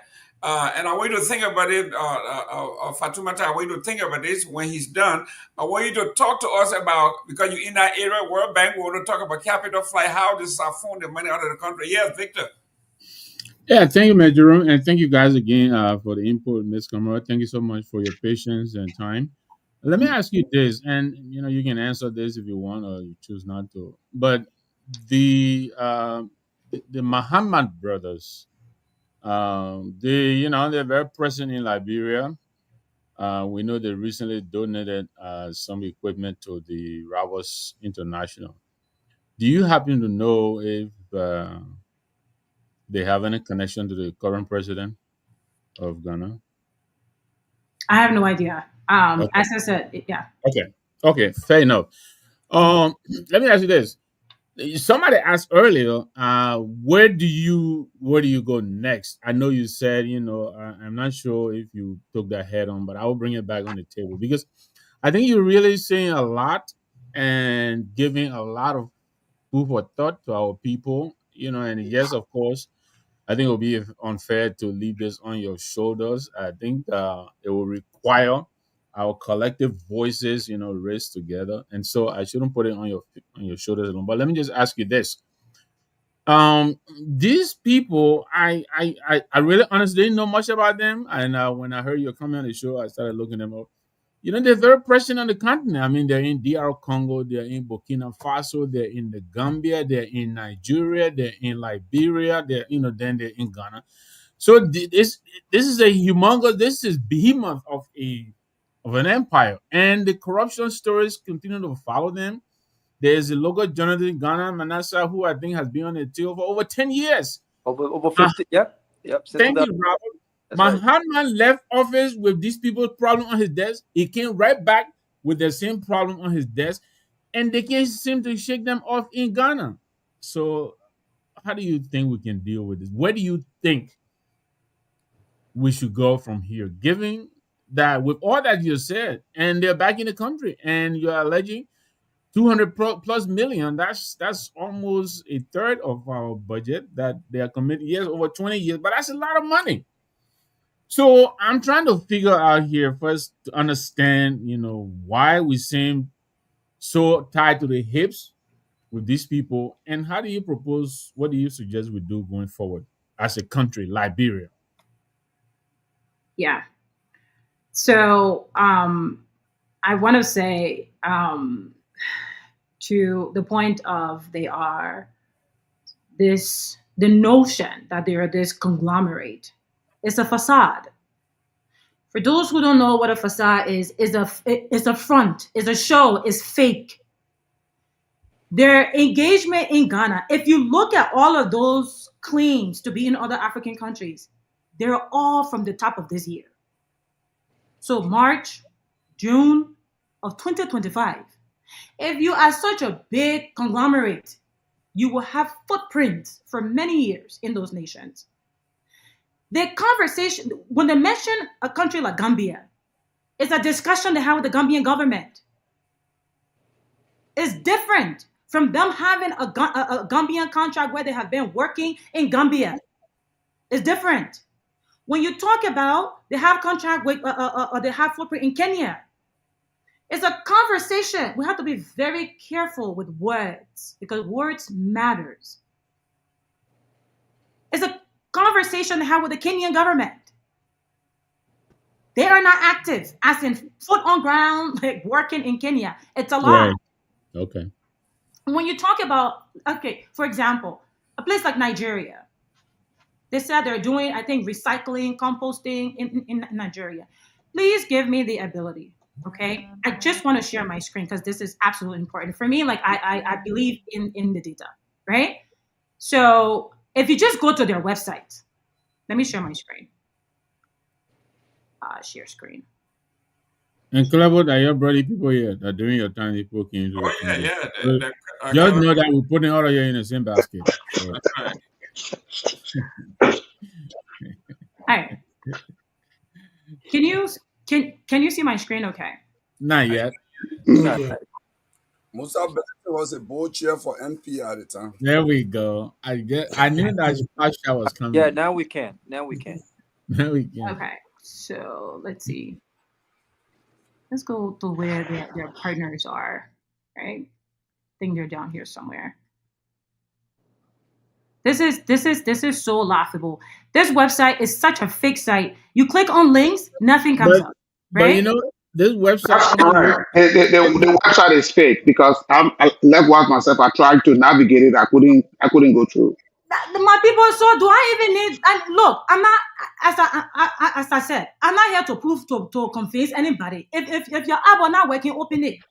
If you need to put our drop in it, I beg you, I hold your two for your two hair, your two hair, your two ear, open it, like clean it. These people are fake. Their own website is fake. Like, what type of evidence do you need? Forget everything I have said to you. I gotta say though, it bears a very striking resemblance to your website, Caspian. No, it does not. Everything that is on that side is legitimate. No, Everything no, that is I'm not on, saying I'm there not is no saying comparison there. the functionality. I'm just talking about the aesthetic of it. Let me tell you something. They are very good at copying and pretending. All the photos they were sharing in their in their. So I'm glad that you understand their website is fake. All the photos they were sharing yesterday in their presentation. Oh, look at us, Liberian Youth Initiative. How many Liberian youth did you actually impacted? Show the numbers. You say you were in Liberia, you got $5 million contract from the World Bank. How many Liberian people did you employ? Here's Okay. the former assistant minister So- of labor like saying that So even no, just 1 second, even drivers, they brought in drivers from Ghana. And he had the audacity to lie to the Liberian people yesterday, saying that, oh, we are going to build capacity for Liberian people. Like, are we from Bele Yala? Like, we are all very slow. Like, we're not from where you're from. We are Liberians. We are right. intellectuals. We are intelligent people. How dare you insult our intelligence? Okay, Like, so if your entire existence is fake, and still you can't see that, you will come and say, "Oh, I'm not a waste management expert." When they push you, when they challenge you, you say, "Oh, I'm not a waste management expert." But you say you're such a waste management conglomerate. You have been doing waste management in all these different countries, which is a lie. Father, don't keep on your Ghanaian accent, man. My brother, don't start with me. I Oh, I know beg. all Fanta, this, listen, all this cold switch. You know, Don't Jerome start said with me. your, Don't your, start with your me. I ability, beg you. this And is wait, what wait, I'm wait, doing. wait, wait, wait. Please, Jerome, please. before you go. I right, want to make this clear. Yeah, I'm not yeah. anti-Ghanaian. I love Ghanaians. In fact, my obviously brother-in-law is Ghanaian. Right. Let's just be very clear. that's I'm not correct. anti-foreigner. I love foreigners. But So we I, have I, to I get prioritize what your Liberian companies can do and build their capacities. That's I, what I pushes me. That's what motivates me. I get your point about the facade and all that. I get Okay. it. So I get that. But let's come back to the last part of my question. Mm-hmm. I'm trying to figure out, there has to be, an end game here. Yeah. So how do you what is the next play in terms of how to address it? Because they are in country, I understand. I didn't watch the show. Everybody's talking about it. Look, they're doing presentations to, various government agencies or so, and they're trying to defend why they should be awarded this contract, even though they are reporting that they underperform, they underpay, they overcharge, and all of these allegations. And still, people are entertaining these people that are in the country, and they're now making presentations. So, what do we do? You people are the smart people. Liberian people are the smart people. Hello. For me, I have Yeah, already guys, The please, gentleman please gotta mute. yeah, man. Yourself. for me, I have already like shared what I had to share. I share my experience. And I think that was an obligation on my part. If you are a citizen and there are matters affecting the nation as a citizen, you have to lend your voice. It's not enough to say, I did what I put in a few years ago. I know now that they're looking, but yet you do not make your voice heard. Thank you. By the way, whatever happened to that case No, you talked about? just please let me finish because this is Listen, important. 1 minute. Yeah, go ahead. So we want to If I take can the add call. to that response, if I can add to your response, Real quick, because we want to go to the calls. Go ahead. So, Mr. Gamer, can we please take calls Yeah, now? Yeah, no, 1 I minute. can't answer that. Yeah, God, go That ahead. Zoom But you got lion to be short. 1 minute, guys. let her is a land. partner of the state capture in Liberia. It's a partner of the state capture. This is why they are here to get no bid or contract. I can tell you this quickly from reliable source, from Environmental Protection Agency, from the EPA. They were not even aware of that. They were called to an event and they saw on the Zoom line during presentation on the score sheet they post 000 for all the company because they had no idea on that. They never show any bid down or any of them. So this is beyond They are like part this of the is state capture. yeah. So And, just and, like just to, and just to okay? provide this information, I'm reading online right now. It says that as of July 14, 2025, the Youth Employment Agency contract with Zoom Lion Ghana Limited for the street sweeping program has expired and will not be renewed. Look, When was look, that? look, When was that dated? 2025, June 2025. As of June 14, 2025. We That's have to today. be like we have to be a serious people. We have to be truthful people. We have to Thank be a you. people of courage. We Thank you. cannot sit back with all this evidence. Don't take anything I have said. With all the research you individually have done, with all the research the Liberian people have done, you as journalists, this is on your shoulder to make sure you continue to make this an issue that stays at the forefront and advocate for the Liberian people. Their representatives who they have voted for have to hear these grievances and stand up for them. Their senators that they have voted for have to take these grievances seriously and advocate for the Liberian people. Let's not make this about politics, guys, because we are going to lose and lose every single time. Let's make this about the people that are actually going to be impacted, the people of Liberia. Ellen Johnson wants to sit there and condemn how dirty the city of Monrovia is. Oh, look at how beyond the mansion, look at how the ministerial complex. You are responsible, Ellen Johnson, because of your corrupt activities. I'm willing for her to sue me. I dare her to sue me because I can't wait for that day in court to face her. So please sue me for libel. Thank Ellen you Johnson very sue much. me. The Thank you. Liberian people needs to wake up. Thank you. Ladies Thank and you. gentlemen, you got a call for Fanta. The number WhatsApp would be 231-776-49986. In the US, 856-676-5136. Myean, you got any calls? No, so let me read a number for our people who are also Please listening do. from Liberia: 0777 649986 plus 231-777-649986. If you're Great. watching, you can also place a call on WhatsApp or on our direct line 0777 649986. So you can keep talking as we await calls. Great. Fanta, you are on the international stage. Let's talk about capital flight. Talk to us how it works when this huge money come. We have someone on the line here. Okay, go ahead. Hello, caller. Nima, where do you call from? Very soon. I'm Frederick X. Cooper. Are you I hearing? call you from Kingsville, number 7. Okay, make a point. I'm so sad tonight.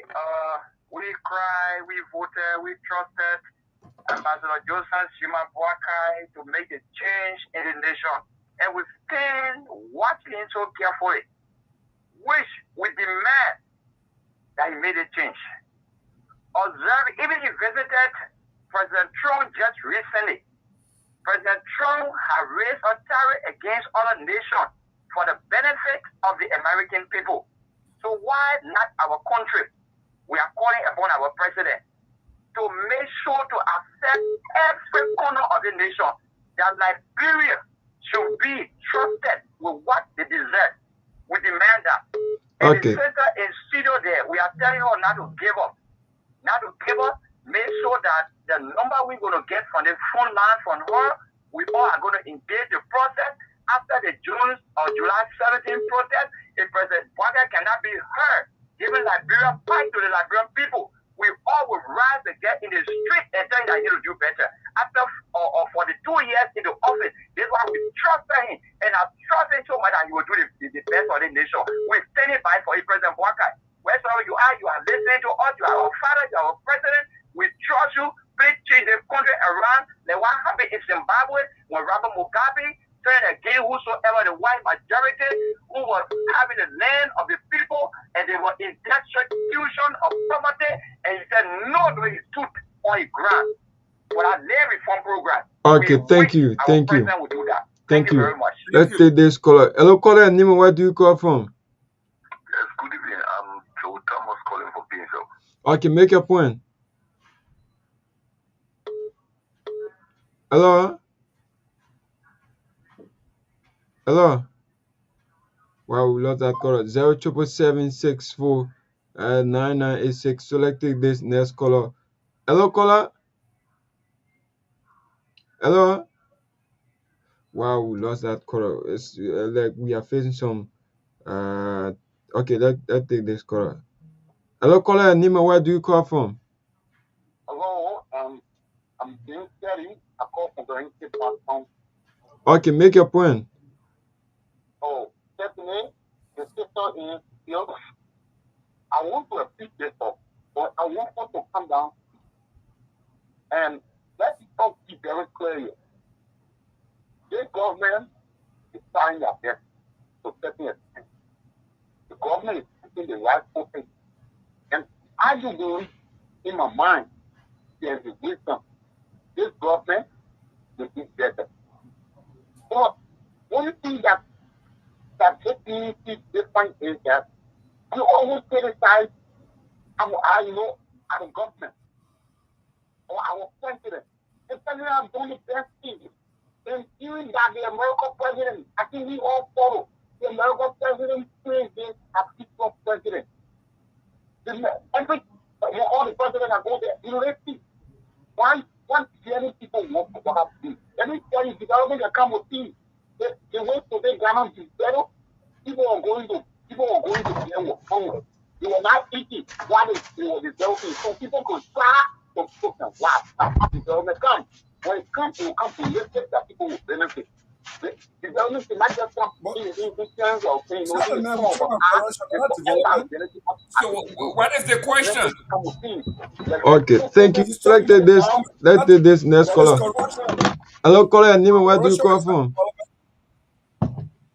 Hello? Yeah. Hello? Yeah, go ahead. Hello, my name is Eric Dane. I'm calling from Korea. Okay, make your point. So, last night, I listened to the CEO of Zoomlion, and I came up to analyze few points. One of the key points that I saw, that I realized, was he confirmed that Zoomlion was corrupt, and as a result was barred by the World Bank in 2013. Then he proved a letter allegedly from World Bank that their company is clear. But he did not show us the letter that was issued to them by World Bank. He failed to do that. Again, he also failed to inform the Liberian people the detail or the exact reason why they were bad. He only mentioned about $12,000. But that 12,000 was exactly the amount that that Zoomlion used to bribe World Bank official. But it was not the invoices that they part of and they made the World Bank to pay. Thirdly, I also noticed from their presentation that he did not mention anything about waste to energy component of the RFP. MCC and PCC requested for a waste to energy component of whatever proposal. He never mentioned that. In their presentation also, they did not mention anything about waste to energy component of this waste management, integrated waste management system. Again, I noticed that he kept saying he is not an investor. He is coming to support, but it's a blatant lie. There's no one person will leave Ghana to come to Liberia only to get support. He is coming for profit. He is not coming to support Liberia. He doesn't love Liberia so much that he will come and just support. He is coming to make profit in our country and back. And again, I would agree with Fanta. Because in his presentation, he mentioned about he cannot quantify the amount that they will be spending in the country because the only thing they have done is pre-feasibility studies. Okay, thank you. So let's take this next caller.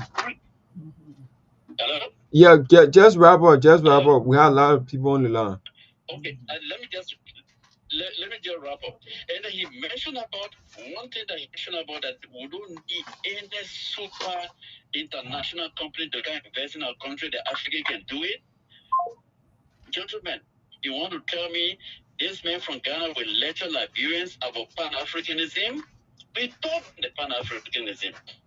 Why are they coming to tell us African country, African company need African solution and all that? It's a lecture. This man cannot lecture us. Zoomlion is a crypto company and we should not allow them to put foot in its country. Thank That's you. my point. Okay, thank you. Hello, caller. Nima, where do you call from? Hello? Hello, are you getting me? Yeah, Nima, where do you call from? Thank you very much. My name is Darius S. Toe, and I'm joining you from my Johnsonville residence at this time. Okay, make a point. People on the line. Yeah, thank you very much for the opportunity.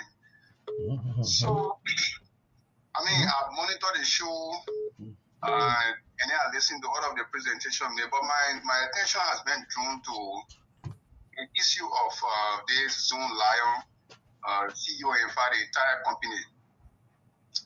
Look, in this country, Liberia, every time we talk about international community not wanting to trust us, it is because we have not been able as government and people to take serious steps and measures to prevent criminals or criminal activities in general. That guy and his entire institution, like some of you discussed on the show, right? The guys they are criminal. They are criminal. You cannot come here without remorse. Coming back to Liberia, already knowing what he caused this country over the time. We expected that upon his return to this country, not to beg for any government contract, but to come and openly apologize to the Liberian government and the Liberian people for what he caused in this country. There's the same Zoomlion guy who operated in this country and used the government and robbed the partners of the government, for which the Liberian government got into trouble and had to pay some money that should have been used to develop and improve the lives of the ordinary people. Not just only that, the same guy in his own country, the Zoomlion guy in his own country in Ghana, the General Auditing Commission of Ghana was able to identify any criminalities that they carry on, for which the government was able to terminate all his contract in the same Ghana. So why you think that your own Ghanaian government will not want to work with you, or you think that different country will want to accept you over, especially so where you have process, you have Liberian, in businesses also competing for that, and they're more competent than even you, and they have clear records compared to you. So we are just calling on the government, for the youth and student community, and we are calling on the government that the government should do, the best thing ever in the interest, especially so amidst where we have the freeze of official development assistance. There's no foreign aid coming. Everywhere you go, America will tell you, we are interested in business and not to be giving free money. So while the government is fighting to close unemployment gap of ordinary citizens, they should be thinking about utilizing the liberalization policy and looking at competent Liberian or companies that are able to do this thing to give it to them, compared to criminals that have caused this country a lot. That guy is a big role, he's a scam. And by this time, the government should have been arrested ensure that he pays for everything he did in this country and calls the government. Okay, thank you. So let's take the last caller and cross over. Hello, caller. Hello, good evening, how are you? Yeah, you are last caller. Go ahead. Okay, thank you so much. I'm Joe Thomas from Pinso. I believe that our current expertise on the ground, like Liberian CDEs, that can be able to win that particular one.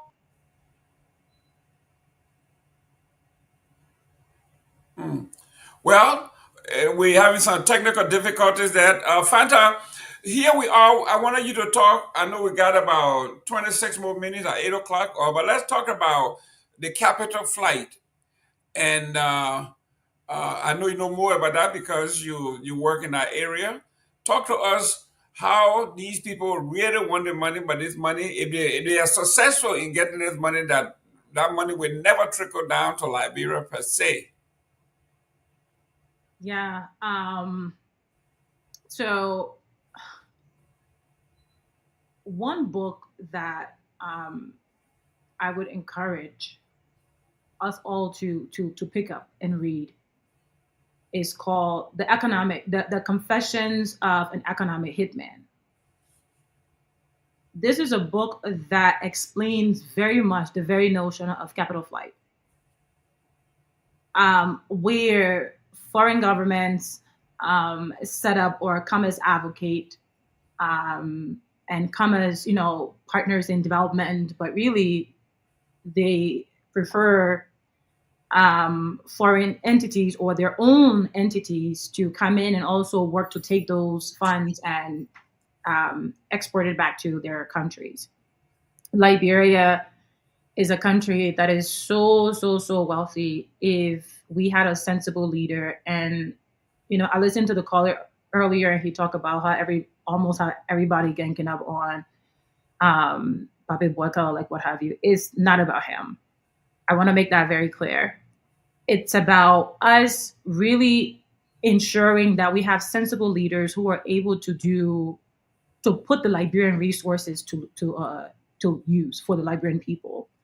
Because if we don't do that, in this case of this $210 million contract, just to give an example of a capital flight, you have where this has been locally funded. You have most of the projects at times are funded by the World Bank, other donor agencies. In this case, it is being funded by the Liberian taxpayers. $200 million plus. We can say a good 147 and above million, we can guarantee, based on my little knowledge, will leave the country, will leave the economy if this contract is given to a foreign entity. That's an opportunity. Let's say the rest of the $200 plus million, they take it and buy equipment, they set up their office, what have you. About $147 million plus in profit will leave Liberia. Imagine what that could do for the Liberian small business consortiums. Imagine that. As was mentioned earlier, this is not a new discussion. It has been reinvigorated by this new waste management tender. But it highlights a serious issue that we continue to ignore. For how long will we continue to do such? For how long will we continue to sit back while our capitals, our resources flee our own country when they can be put to use for the Liberian people?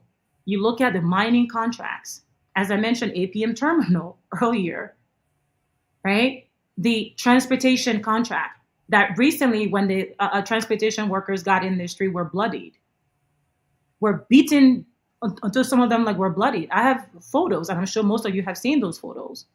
We have people who have gotten in the street to protest and have been killed. For how long? Where is the line? Right? Where is that line where it's going to take being pushed to that line where the Liberian people are going to say no more? It just seems that line keeps moving back. Every time something happens that is so gross, we push that line back. we pushed the boundary back. We said, we normalize it, not understanding the capital implications, not understanding the resource implications, that every time we push back that line and do not take action, more and more resources that should go into the Liberian households flee the country. It's all by design. It was mentioned earlier that this is systemic.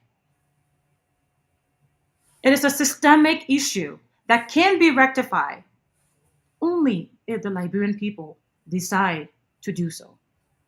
If not, those who will survive will survive. Those who will not survive will sink. But don't complain, because it's a real issue and it needs to be addressed. Once again, Wow. I will leave you with the confession of an economic hitman. Yes, I just wrote down the name of the book, and I'm going to repeat that: Confession of an Economic Hitman. You need to read that. Earlier, I recommended the C. Wright Mills, The Corporate Elites. Those are your homework. You need to take those home and read them. But Fanta, I have a little concern that you have started a fight, and those of us that want to join you, that have folks on the ground, do, like, for instance, if we want an alternative to this contract, to bid, to put them on the front pages, right? To expose them. You have decided that your company will not bid in this. You don't want to have any dog in this fight. So where do we go as people who have interest, vested interest in this topic, and want to actually take this to court? It's very simple. Once again, let's not overcomplicate it. It is extremely simple. Monrovia City Corporation has to cancel this contract. Look, I wore black today, and I don't usually wear black. I wore black today to mark this as Zoom Lion's funeral in Liberia. Let's bury Zoom Lion. Let's bury Zoom Cat.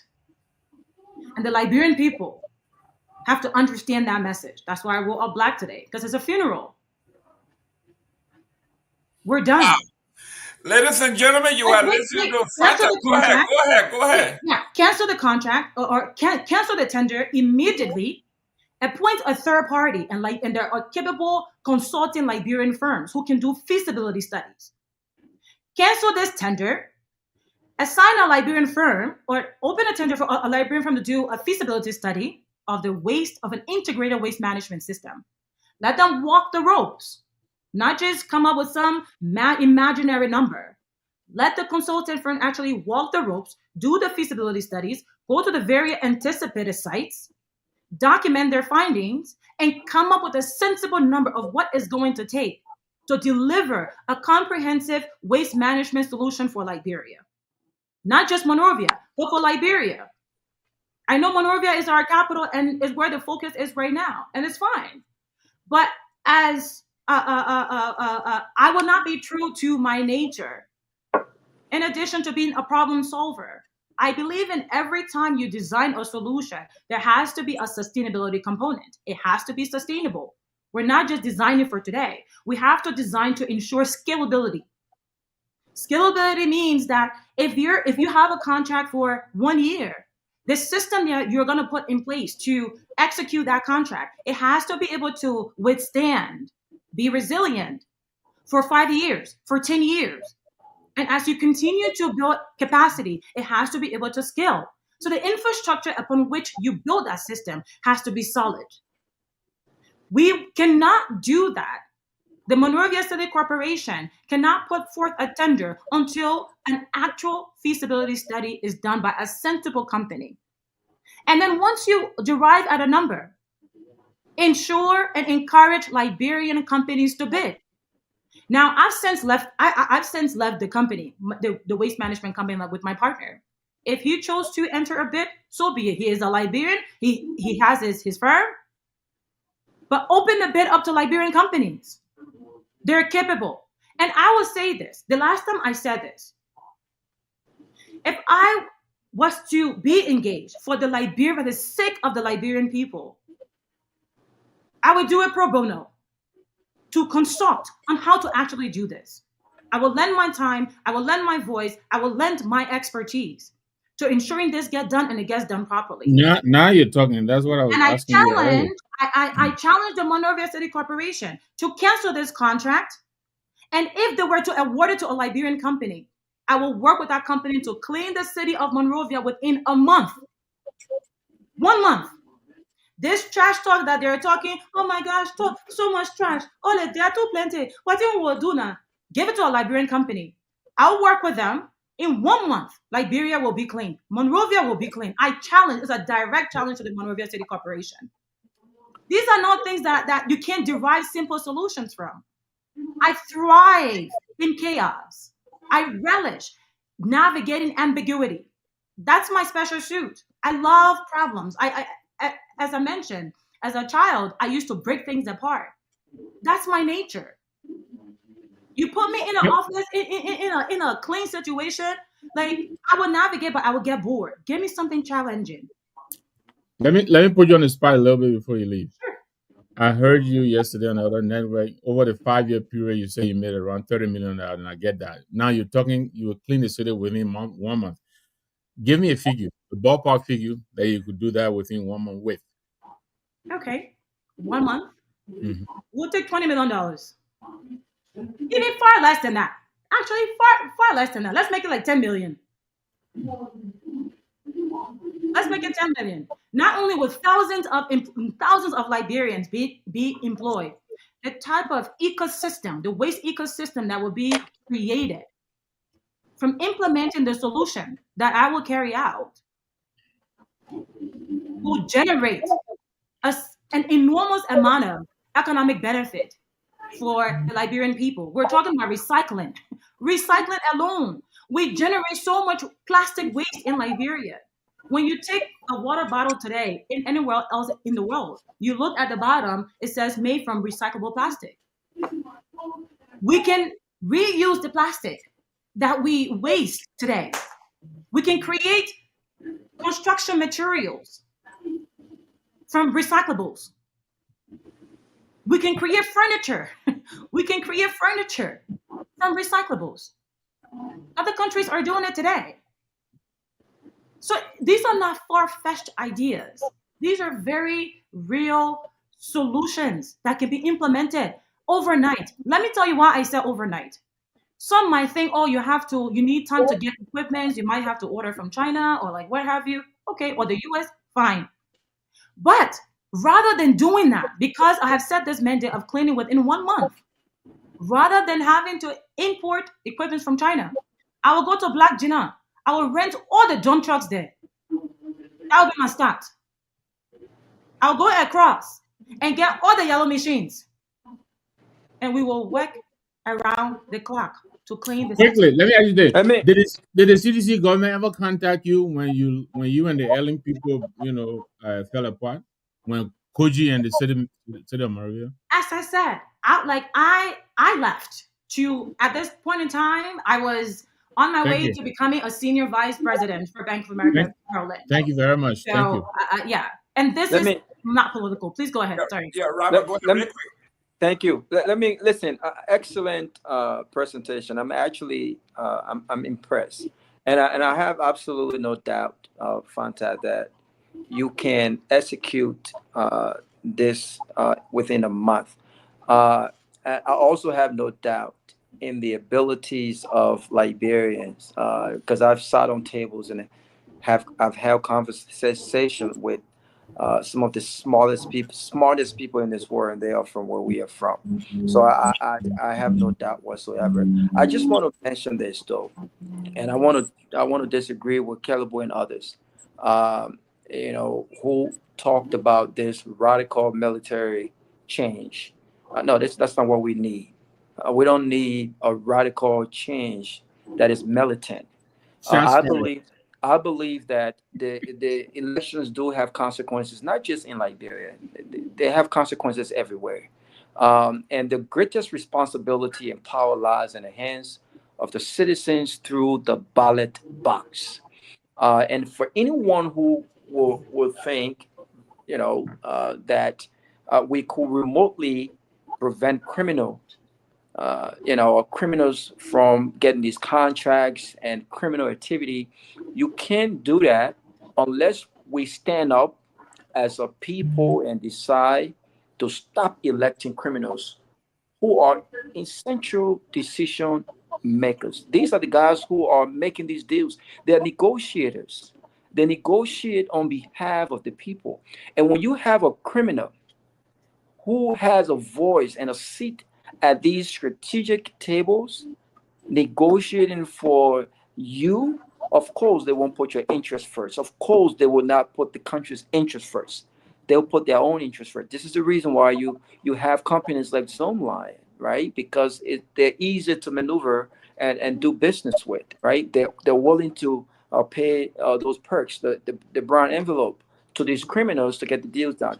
We have to elect true patriots. We have to elect people with the requisite experience, expertise, and people who truly want to get the country moving. So I don't believe in anything else. Anything else. The Liberian people are the people who got these people elected. Let Toso and Toso. No one else got them elected. Whether they still election, they ain't still election. If the people are sick and tired of this nonsense that have continued to suffer us, that have continued to kill the very fabric of our society, the people will stand up, go to the ballot box, and say, you know what? We're sick and tired of this nonsense. And I think it's about time we start electing representatives who truly have our interests at heart, who truly have the country's interests at heart. And this is how you change the country. But let me ask you this question, Fanta. I think this will be my question to you. You've had an unfortunate experience in Liberia, just picking up your bags. I always tell my friend Safers, a young man who left Atlanta, went to Liberia right in 2004, 2005, and we thought he was going on vacation, and he went after 6 months, came back, went right back. 6 months turned into 3, 4 years, and he has never returned to the U.S. other than just coming on vacation. And he's played an integral role in the youth employment, Hot 97.9, co-founder, the music industry. I really take my hat off to these people. I mean, I have to think things through to just pack my bags and just go back home. You really got to process those things. So I really take my hat off to you guys. So given your own experience, I want you to someone is watching right now who have plans to go back home. They truly want to go back and be part of that rebuilding process that Ellen Johnson Sirleaf convinced you that you could be part of that process until you got to Liberia and reality hit. What would you tell a Liberian, or what kind of advice would you give to young Liberians with similar desire to return home to contribute to the rebuilding process? What would you tell them? Yeah. Do it. You have one country. You may share other passports, but you can only be deported to one country. Your Noah string, as we call it, is not connected to anywhere else but Liberia. If you have the interest to come back to Liberia, and Cypher is wonderful. I know him.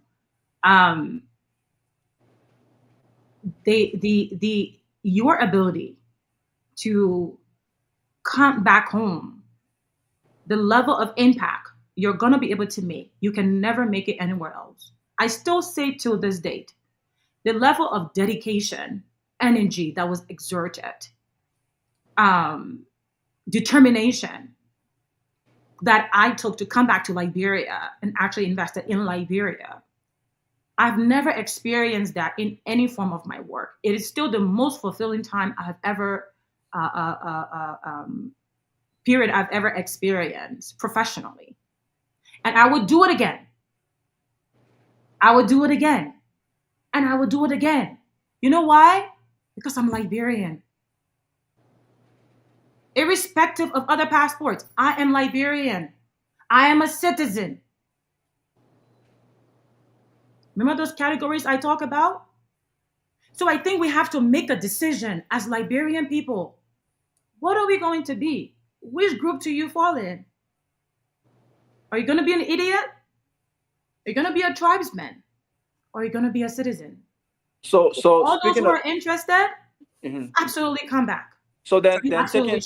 taking quickly, Robert, real 10 quick, seconds, 10 seconds. go to, I gotta 10 go seconds, to- just quickly. Robert, 10 seconds quickly, 10 seconds. So then, speaking of taking you always decisions, say that. speaking of taking decisions, Gongloe, you spoke 10 minutes lecturing us. Give me a second, please, sir. So speaking of right, you took 10 minutes lecturing us without asking a question. Now you're saying Fanta, please get your number to Tom. I will get your number. Tom. speaking of taking decisions, do you have oh man, wait man. Do you have any political ambition in Liberia? Would you consider that? You're very firing. You're very No, likable. coach. You want that? So, oh my God, Gongloe, come on, man. I expect better from you, man, Gongloe. Yeah. Don't interrupt like that. But you're very firing. You don't really give a damn, and and knowledgeable. very, very smart, right? Articulate. I mean, I know for a fact Donald Trump would have asked you, where did you get your education from? Because you speak so well. The beautiful right? English, I know. Right? And so you don't need Liberian political money. You don't need the job, but you in the interest of just being a patriotic citizen. Would you consider, if you were a petition, would you consider in a political career in Liberia? Never say never. As I said, part of being a citizen is that when you're called upon to serve, irrespective of your grievances, of course, you evaluate that call, and if it's a sensible call, you serve. Thank you. Mr. But- Tomalin Josh. Yeah, let me say something, right? First of all, I want to say thank you to Fanta. Look, you inspire a lot of people watching this show across the globe today. Librarians are watching this show. I've gotten a lot of messages here that people are inspired. People want to hear more from you. They want you to be that voice that have been silent. They want you to keep on speaking. And Robert said something very profound just now. But before I go to what Robert said, let me say this. I'm getting information that the mayors of Monrovia and Pinsway went to Ghana as guests of Zoomlion. Now, they are the one who are pushing this particular Zoomlion agenda. And we will not rest. This platform will not rest. We'll join you to ensure that the silent voices they are heard across the country. President Bogga needs to hear this. In fact, this show, I sent a link to the vice president. I sent a link to the minister of state, to the president legal advisor. Maybe they are watching, but I'm sure they got the message. They got to hear from you tonight. That's the good thing about it. And we should not rest to ensure that a Liberian company should be the one to take our trash, not a foreign company. Like you said, we're not xenophobic. No, not at all. But Liberia first. And just to end, in order to change what's happening in the country, honestly, Fanta, we can't do it by only talking, right? No. Election is 2029. Come up with a movement, of course. Join a movement that will effect a change. Honestly, I've said the days of all sitting on the bench, the fence are over. We'll be involved in 2029. We'll be actively involved. Right now, for the next 2 years, we'll build our platform, but come 2027, 28, we'll be actively, we'll take a side. We'll look for the side that will change this country, transform the country. Honestly, to see a firebrand, I call you a progressive firebrand. You are a progressive firebrand. That one is missing. We don't have much people on the stage. Most of the men are dominating right today. How many females can say they are firebrand today? Most of them are gone silent. But I encourage you to not give up, to not remain silent. You should get involved. Honestly, you should. You should. I'm not telling you to join any party, but I'm trying to tell you it's the cause of movement.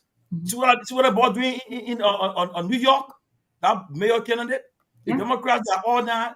They are trying their best to coalesce around him because they have no choice. Initially, the elite class of the Democrat Party was saying, "Oh no, he's too radical." No, the boss said, "I'm listening to the people, and they're getting my message, resonating with the people of New York. That's why I'm going to win." Now all of them getting afraid. They have no choice but to join him. So I urge you tonight on this national platform to not be silent and to not stay away from the politics of Liberia. You got to get involved. Get involved. I'm sure you have been following the last election cycle, the last 20 years. Two parties have dominated our political stage, the CDC and the UP. I mean, are we continue to stay with the two parties or not? Would you get involved, be actively involved? So Robert struck a good point. People will say, because if you're not involved in politics, how you will change? You won't change the situation. You got to get involved to even educate the people, the voters, so that they can make informed decisions on the ballot box. But I believe a voice like you, for the next 3-4 years, you will change mind and change attitude. You'll be able to change people going to the ballot box to make the right decision in voting. So I want to say thank you. Thank you. And you have inspired a generation, inspired thousands of people watching you today. Thank you. Thank you. Thank you so much. Can I come in? Yeah, 1 minute. Let me pose this question to her real quick. Then I come into you, Siliki.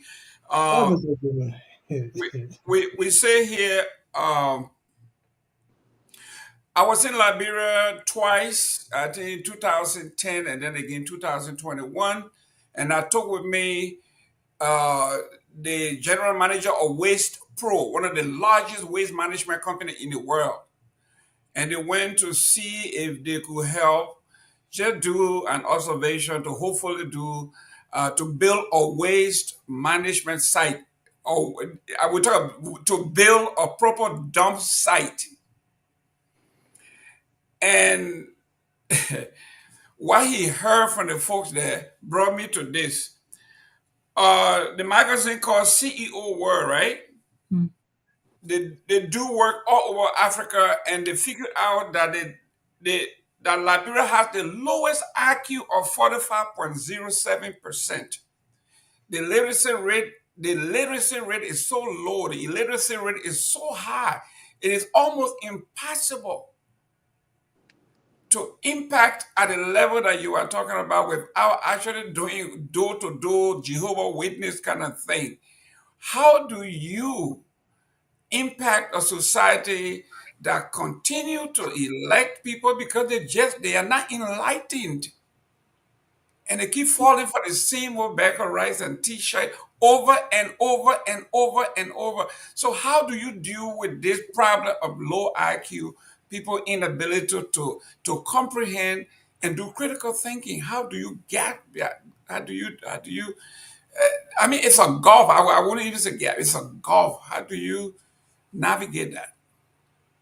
I think first and foremost, and I don't say this lightly, first and foremost, the parties at play have nothing but evil intent for the majority of the Liberian people. This permeation of poverty is by design. Let's keep them poor. Let's put our foot on their neck so they can never stand up. They can never challenge us. They will be our husband. They will be our husband. That's all they're good enough for. They will cut our grass. They will come knock on our gate to feed them. They will come beg us to send our children to school. They will hold our water for us. They will wash our clothes. That's all the Liberian people are good for. So, if you are in such a system like that, as the party at play, those we claim to be, who have completely hijacked our country, it's a win-win situation for them. But for the Liberian people, it's a destitute situation. And I mentioned the boundary earlier. For how long will we continue to push those boundaries? Every time they come and step on your neck, you say, man, mistake, man, then he just stop on my foot. So the next time he come, he step on your chest, you say, le man mistake again, man. This is a call to action for the Liberian people. I don't know how much to emphasize this. It's a call to action. You can't, the Quran says, you can't change a situation. God will not change a situation for a people who do not want to change it for themselves. God, the God of Moses, Abraham, Jesus, Jacob, the one God will not change a situation for a people until the people themselves want to change the situation. Then God will help them. I hope you understand. I mean, this is very important.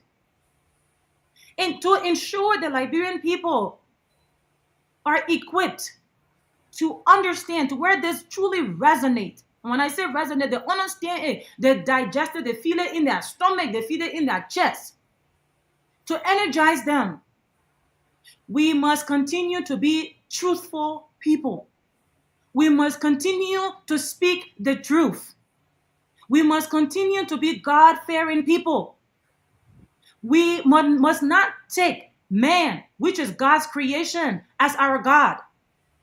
If you put a pastor first, you worship the pastor. You put an imam first, you worship the imam. You put your senator first, you worship your senator. You put your representative first, you worship your representative. Whoever you put above God, which is the detriment, that person, that thing becomes your God. Let's go back. My first advice to the Liberian people, we're good at this. Maybe we have lost our step, but let's go back to putting God first. Let's go back to doing his way. And I don't say the way that the pastor tell you, say you must do because the pastor tell you so. Take your Bibles. Go to the Old Testament, the original Bible. Take your Qurans. Read for yourself God's word. Don't take the man of word to be the word of God. Do your own research. Don't be lazy consumers. Empower yourself by starting with the word of God. Secondly, I will charge the journalists, because you are the people on the airwaves. You are the people that the voices they hear more often than other voices. They don't often hear their representatives because they're often in their big air-conditioned car or in their homes watching their CNN under the air condition while their children are in school abroad. Why you can't even find father out to buy shoes for your children, like to even send them to school. Empower yourself. Be brave and courageous. Present the right news or the right topics, the right issues that the Liberian people care about. Continue to advocate for them and educate them, because you are part of the state. If you advocate on behalf of the state, the Liberian people will remain destitute. They will remain in the dark. The information that should be disseminated to them will not reach them, because most Liberians get their information from the radio. Most Liberians, now in the age of social media, turn to social media for information.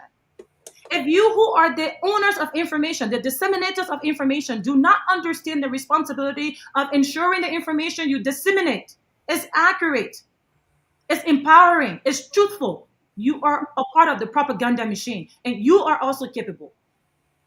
To remove yourself from that, there is still an opportunity, there is still time for you. You can make a change.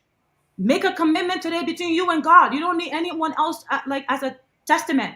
Between you and God, that you will from here henceforth, you will be truthful to the Liberian people. And sometimes people say, but what if they can't hear me?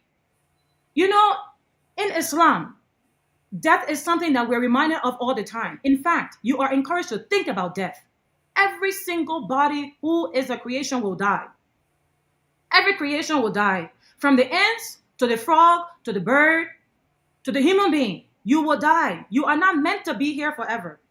And you will go face judgment. So in the time that God has given you to be here, you better make sure that whatever you do it in alignment with God. So as the journalist, take up your responsibilities and be very truthful in it, because that's how the Liberian people get their information. I'm not afraid of death. If someone thinks by me speaking the truth, me, Fanta Kamara, by me speaking the truth, they're going to put a hit on my life, Alhamdulillah, I would say. Because if you kill me, Alhamdulillah, because I die speaking the truth for the Liberian people. How many of your politicians, how many of your leaders can say they are willing to die for their ideas? What do they stand for? How often do you ask them? I stand for the truth. I stand for justice, irrespective of the consequence. How many of you are willing to say that? I stand by it. Kill me if you want. Silence me? You can never silence me, because the voice that I use to speak with on behalf of the things I advocate for was given to me by none other than God. So if God is ready to take my life, and he said John will be the one to put a gun to my head, Alhamdulillah, thank God for that. I praise God for giving me that ending. At least I died on the heels of justice. What will you do? Empower yourself. To the Liberian people, lastly, don't sit back to say, what can I do? You can do much more than you think. In this age, in this digital age, where even the button phone can access Facebook, seek information that empowers you. What I will do, I will continue to lend my voice to topics where, given the opportunity or being called upon, I will show up. I will show up for no reason but for my obligation to God, for the faculties He has blessed me with, and for my obligation as a citizen to the nation of Liberia and to the people of Liberia. So that's what I would do. I put this challenge to you, the journalists. I put this challenge to you, the leaders. I put this challenge to you, even the Liberian people. What will you do? Excellent. Excellent. Kroma, what will you do?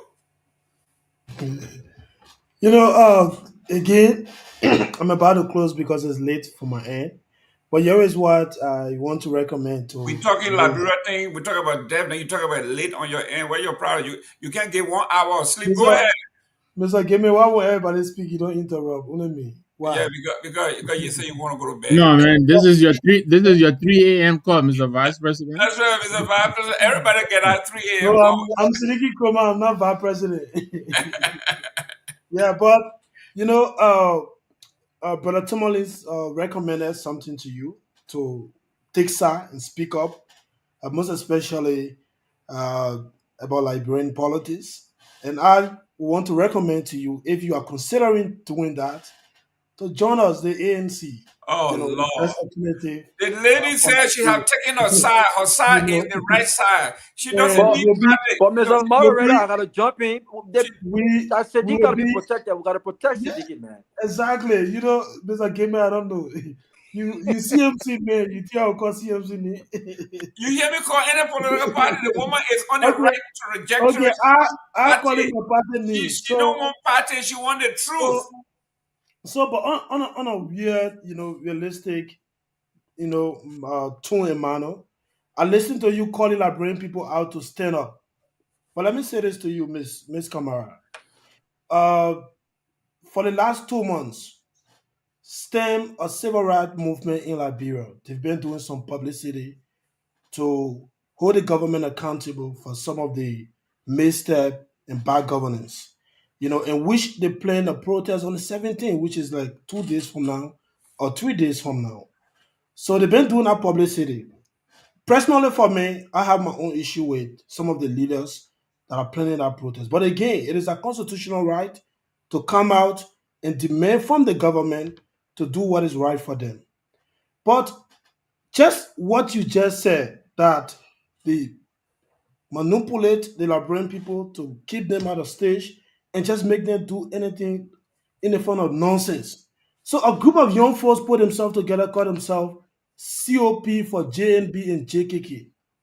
They issue a statement that they are coming to appreciate President Bouaka and the government on the same day Stan had planned her protest, which is the 17th. And listen to what some of them are saying, Ms. Kamara. We are coming to tell President Bouaka thank you for giving us job. And most of them, they don't even have a job. We are coming to tell the government thank you for the development they are carrying on in the country. We are coming to tell the government thank you for all the good things they've been doing. So I'm like, 80% or 90% of you guys you don't have a job. You're begging people. You still live at your parent house. And when you say these things, they say you're being disrespectful to the Liberian people. But they come up and say they want to tell Joseph Baka thank you for giving him job, and they not get job. So this is how bad the country is, Miss Kamara. They keep our people in our position to the extent that they make them do anything as if to say people who don't get hit. Just a common example tonight. You came on the show, your issues were very direct about I don't even know the company name again. I don't know Red Lion or Zoom Red line. Lion. Zoom rats. So you spoke about that company, your own experience. You never attacked Joseph Boaka. But as soon as the phone line open, somebody went on the caller calling, the president is trying, as if to say we only call it denigrating the president. So this is the country we have. And I agree with Brother Timoli when he spoke to you to speak up, and let's continue to do this. And this is the society we have. Part of the people, they are too sentimental to the extent that it's as if to say people who lost their fast senses. We don't think, we do things at people like people who don't I don't really know how to put it before somebody say I'm being disrespectful to the Liberian people. But again, it is a country we have. So I would want to add my voice to the many voices here to join us. We have a political leader who has not been part of Liberia problem, and we are trying our own way. Somebody might say, "Oh, you 1%," but that is not the issues that get us to where we are today. Liberians actually need forces like you to join us, the ANC, of 18 good years between two political parties, as Mr. Gongo said, and we are at a point now that the 2029, the next election, is being predated to be between Jeremiah Kun. You just imagine. I don't know if you heard that name before. The prospective president right now in our country, most people are projecting Jeremiah Kun. This is how bad the future of Liberia is. To the extent that we'll come to us to a place that will settle for Jeremiah Kun presidency. What is your question? I just know it's not a question. We're making comment, but Mr. Give me a chance, please. I'm not asking questions. If So you talk, I'm just adding my voice to the many voices on the show tonight to speak up, keep engaging, and we appreciate your stand, informing the Liberian people about your experience with this scam of a company, that the government of Liberia is trying to give another contract. But don't be surprised though. All the talking you're doing right now, there are people in the same government that stand to benefit a huge amount of money from these guys. They might likely give them the contract, and it will be disappointing. You might one way, one point in time say, you know what, it's not worth it. I did my best, but they could not listen, and I'm not going to continue doing this. But that's the country we can't keep. We can't give up. We got to keep fighting. So thank you for coming on. Thank you for speaking up, and God bless you. Thank you. Thank you so much for excellent. having me. Before Fanta makes another comment, let me read her recommendation. Confection of an Economic Hitman. That's the book you have to buy. And then right next to it, The Corporate Elite by C. Red Mills, University of Wisconsin, Madison. You got to buy those two books and read what it is. But Ms. Fanta, I don't know what to say to Recommend. you because you are so on point, and I'm glad that you are not a politician. You are just a truth teller. And this is why you are going to attract people from everywhere because there's nothing you are saying here that we don't know about, that we don't feel. It is when you talk about economic pain. Mr. Tomalin Jones was just on here asking the audience for us to chip in or pitch in to help our employees on the ground to give them a 26. Mr. George, can you put that number back up? This is how dire it has gotten. People who are working, we have to raise money to help their children for 26. 26. You know the pain. Your mother, you're walking from Liberia to Sierra Leone, the agony and the divine intervention in saving your mother's life and the pain that a child feels. And you have taken all of that in, you have repackaged that, and you're coming to give back. So this is, for me, this basketball loves smart women, and I love women who can talk. And I got 4 girls, and this is what I tell them. Wait a minute, I thought you were Fulani again. You Bazo again? Listen. Look, I'm related to this woman. She got Van, Mende, Gola, Mandingo, Pele. She got all in there. I got all in there too. So just like you, not because you're from Kepa must mean you're not related to us. We all related. But yeah, this is great. When can you? Or anyway, folks are saying we don't want you to give your personal number, but your contact. How can they contact you? I mean, I'm an open book. I'm usually not active on social media, but my Facebook is there. I'm usually mostly active on WhatsApp, which is my personal number. So I'm absolutely open to that being shared. I don't have any issue with it. Great. I just want to say something like to the point that you raised. It should not be to where you have to raise money to pay your employees, like to, feed yourself, right? I mean, this is the normal plight of the Liberian people. We have a better solution. What that solution is, for example, the Liberian government imports anywhere conservatively $300 million worth of rice every year. Annually. The annual rice consumption of the Liberian people is between 400 to 600 metric tons. That costs the government, or the importation of that amount is about $300 million. Liberia has arable land. What I mean by that is that we have land that are fertile, that can grow crops. We do not need to import half of the food that we import. Part of empowering ourselves is feeding ourselves, food security. And every single person in Liberia is empowered to farm their own food. Okay, maybe you say that's a far stretch, right? You not get yard for those who live in a city that they don't have yard. But I heard that the Chinese come to Liberia and grow bitter ball and sell it to the market women. The market women buy bitter ball from the Chinese in Liberia. You know how they grow it? Because they don't have, from my understanding, unless the government has changed it, foreigners cannot own land. So I don't anticipate that the Chinese own large amount of land and where they're growing bitter ball and sell it to the Liberian market women. The Chinese grow food in the air. There are a lot of videos on YouTube. I'm not like, you don't need me to go into details about this. The point is that we can grow our own food and empower ourselves. A nation that cannot feed itself cannot do nothing for itself. So you can grow, Instagrammers grow rice for the fun of it in their apartments. They grow, look, our staple food is what? Cassava, rice, yams. Mostly rice. Our neighbors, yam, cassava. In other parts of the country, cassava. We can grow those things. So if you were sick, if you were a private company paying salary to an employee, they shouldn't have to go into that salary or should go very little into that salary to buy food to feed themselves. We can do this. Look, I want to be very clear because you can't be truthful without holding each of the stakeholders responsible. The Liberian people is a stakeholder in their own lives. We too are culpable. We can impact the change that we need. You don't have to raise money to feed me. God has blessed me with my land in the back of my house, my little garden. I can grow cassava there. I can grow rice there if I want to. You know, people think that Liberia cannot feed itself in terms of just the rice production. But we have more than enough land to produce between 400 and 600 metric tons of rice that we spend on an annual basis $300 million. That once again goes into foreign pockets because we import rice.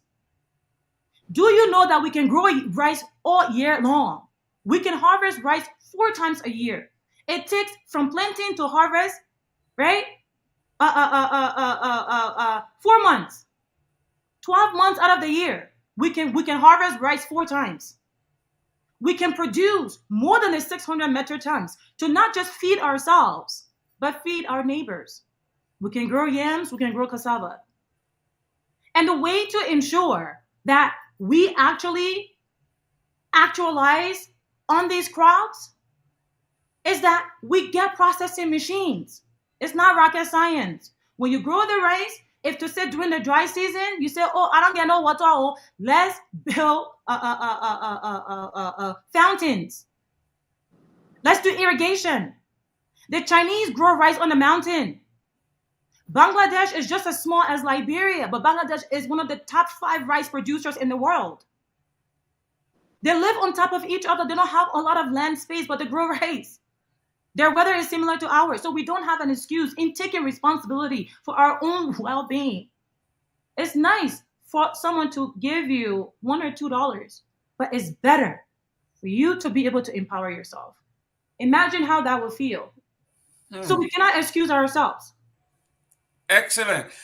The Bible people, the Quran, the Bible says charity begins at home. So if you are not willing to do it for yourself, don't expect anybody to do it for you. If you have a land, like Bob Marley said, you can't be drowning and die from thirst. You have the land, you have everything there. And you are, the Chinese have come. We were importing pepper and bitter ball from Guinea. They have taken that market away from Guinea. Now they are doing it. and selling it to us. That's how embarrassing it is. So in the United States and in the West, the people value labor. They incentivize you to work. In Liberia, we don't.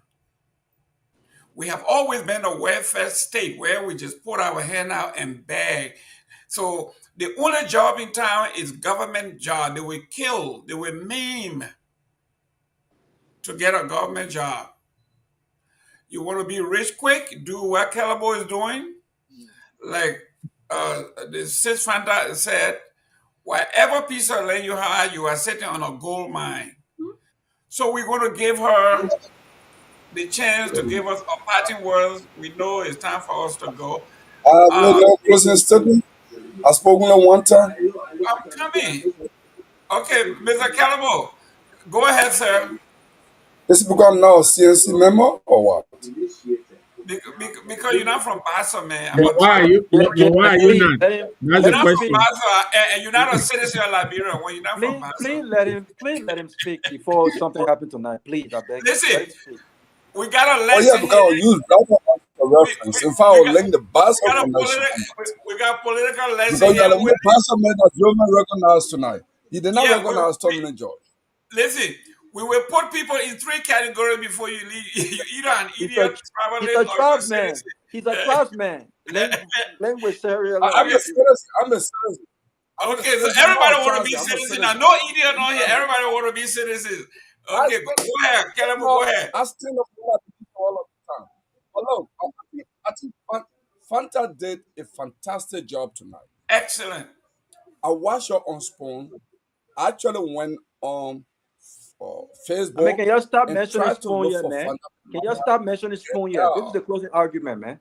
You stop mentioning spoon yet, man. Spoon is the largest platform in Yeah, Liberia we don't anyway. care about spoon. So I couldn't get her. Whoever I could see, I tried to connect with her because she's a trailblazer. She's raising a lot of issues. Some of the issues she's spoken to are nothing new. These are problems and behavioral problems that have been with our political system for generations.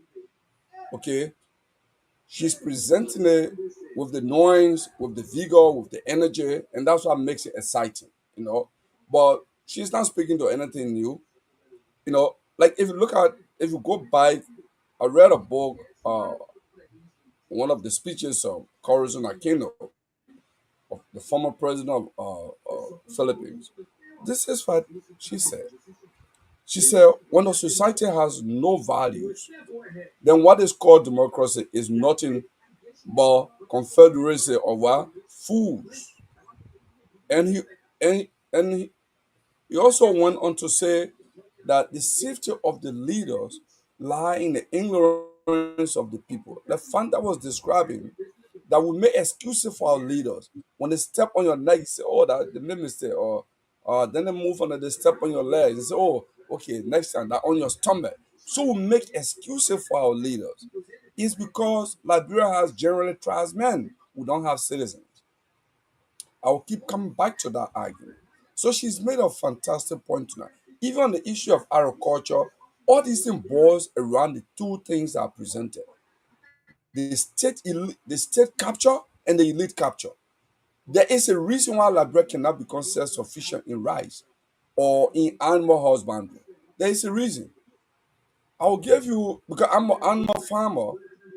I will give you the reason. Currently, I have more than 200 pigs on my farm. I'm just starting a dog farm. Now, I believe in the next 2 years, my goal is to not have less than uh, 1,000 dogs on my farm. Now, here's the reason. There's a country in West Africa called Benin. Benin has actually banned the importation of frozen meat, everything foreign, basically about food. They produce everything. That's why they established the largest agricultural training center called Songa, I think Project Songa Center or something, or Center Songa. Some Liberians are even going there to do training. But whenever you come around this food sufficiency thing, the state capture and the elite capture, because that is the diamond mine. They cannot allow you to have self-sufficiency. Then what will happen to the likes of Adala Sheridan, the importers. What happened to the Futa Corporation? They undermine that. British Corporation, I'm going to end on this. That's the last show I'll take. British Corporation. When I was working in Liberia, I was opportune to give a lift to a Jewish American. I just saw him walking inside the Nigerian house. It was just about to rain. It was on a Saturday morning. And he had a laptop in your hand, a white man. I pulled aside. I said, "Where are you going? Your laptop going to get damaged. Can I give you a lift?" He said, "Oh, you are God sent. The guy in the car." I said, "Where you going?" He said, "I'm going to Vartown." I drove him to British Corporation. It turned out that he has retired in the United States, and he and George Haddad Jr. went to school together. And he told him to come to Liberia to work for him. Then just through conversation, I told him, "No, this is what I do." And he said, "Oh, we actually started a pig grade in the Lakira mission. We have about more than 1,000 pigs. We're trying to process, locally red animal fed with organic food to stop the importation of the import of food not very good. But the government is not serious because the profit margin on the frozen imported meat is two, 3 times when we raise a pig locally. The people believe that it is priced, they can buy it. So we are actually selling the pig. If you want some, come, I'll give you one. You can go and take a pair and add to your pig. I said, "Well, thank you. I don't want to know." But I'm just telling you, so you can see here is British Corporation that is one of the major importers of frozen food in Liberia. Was trying to get away from that, but they got discouraged because of the government lack of interest in agriculture.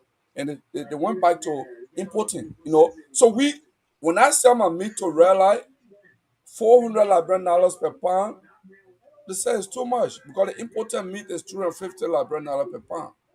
So they go to that one. So this is a simple reason why my pig population keep growing because I don't have the market. They prefer the frozen meat, and Myean and others meat who went to the legislature in 2017. We're asking for 10% share of the market for Commerce Minister to stop issuing RPD for those who bring frozen meat in the country. The legislators who met them, they said Liberians do not have the capacity to produce animal meat for the market. So you can preach agriculture, just grow enough for yourself. Don't think of selling because you lose. Thank you.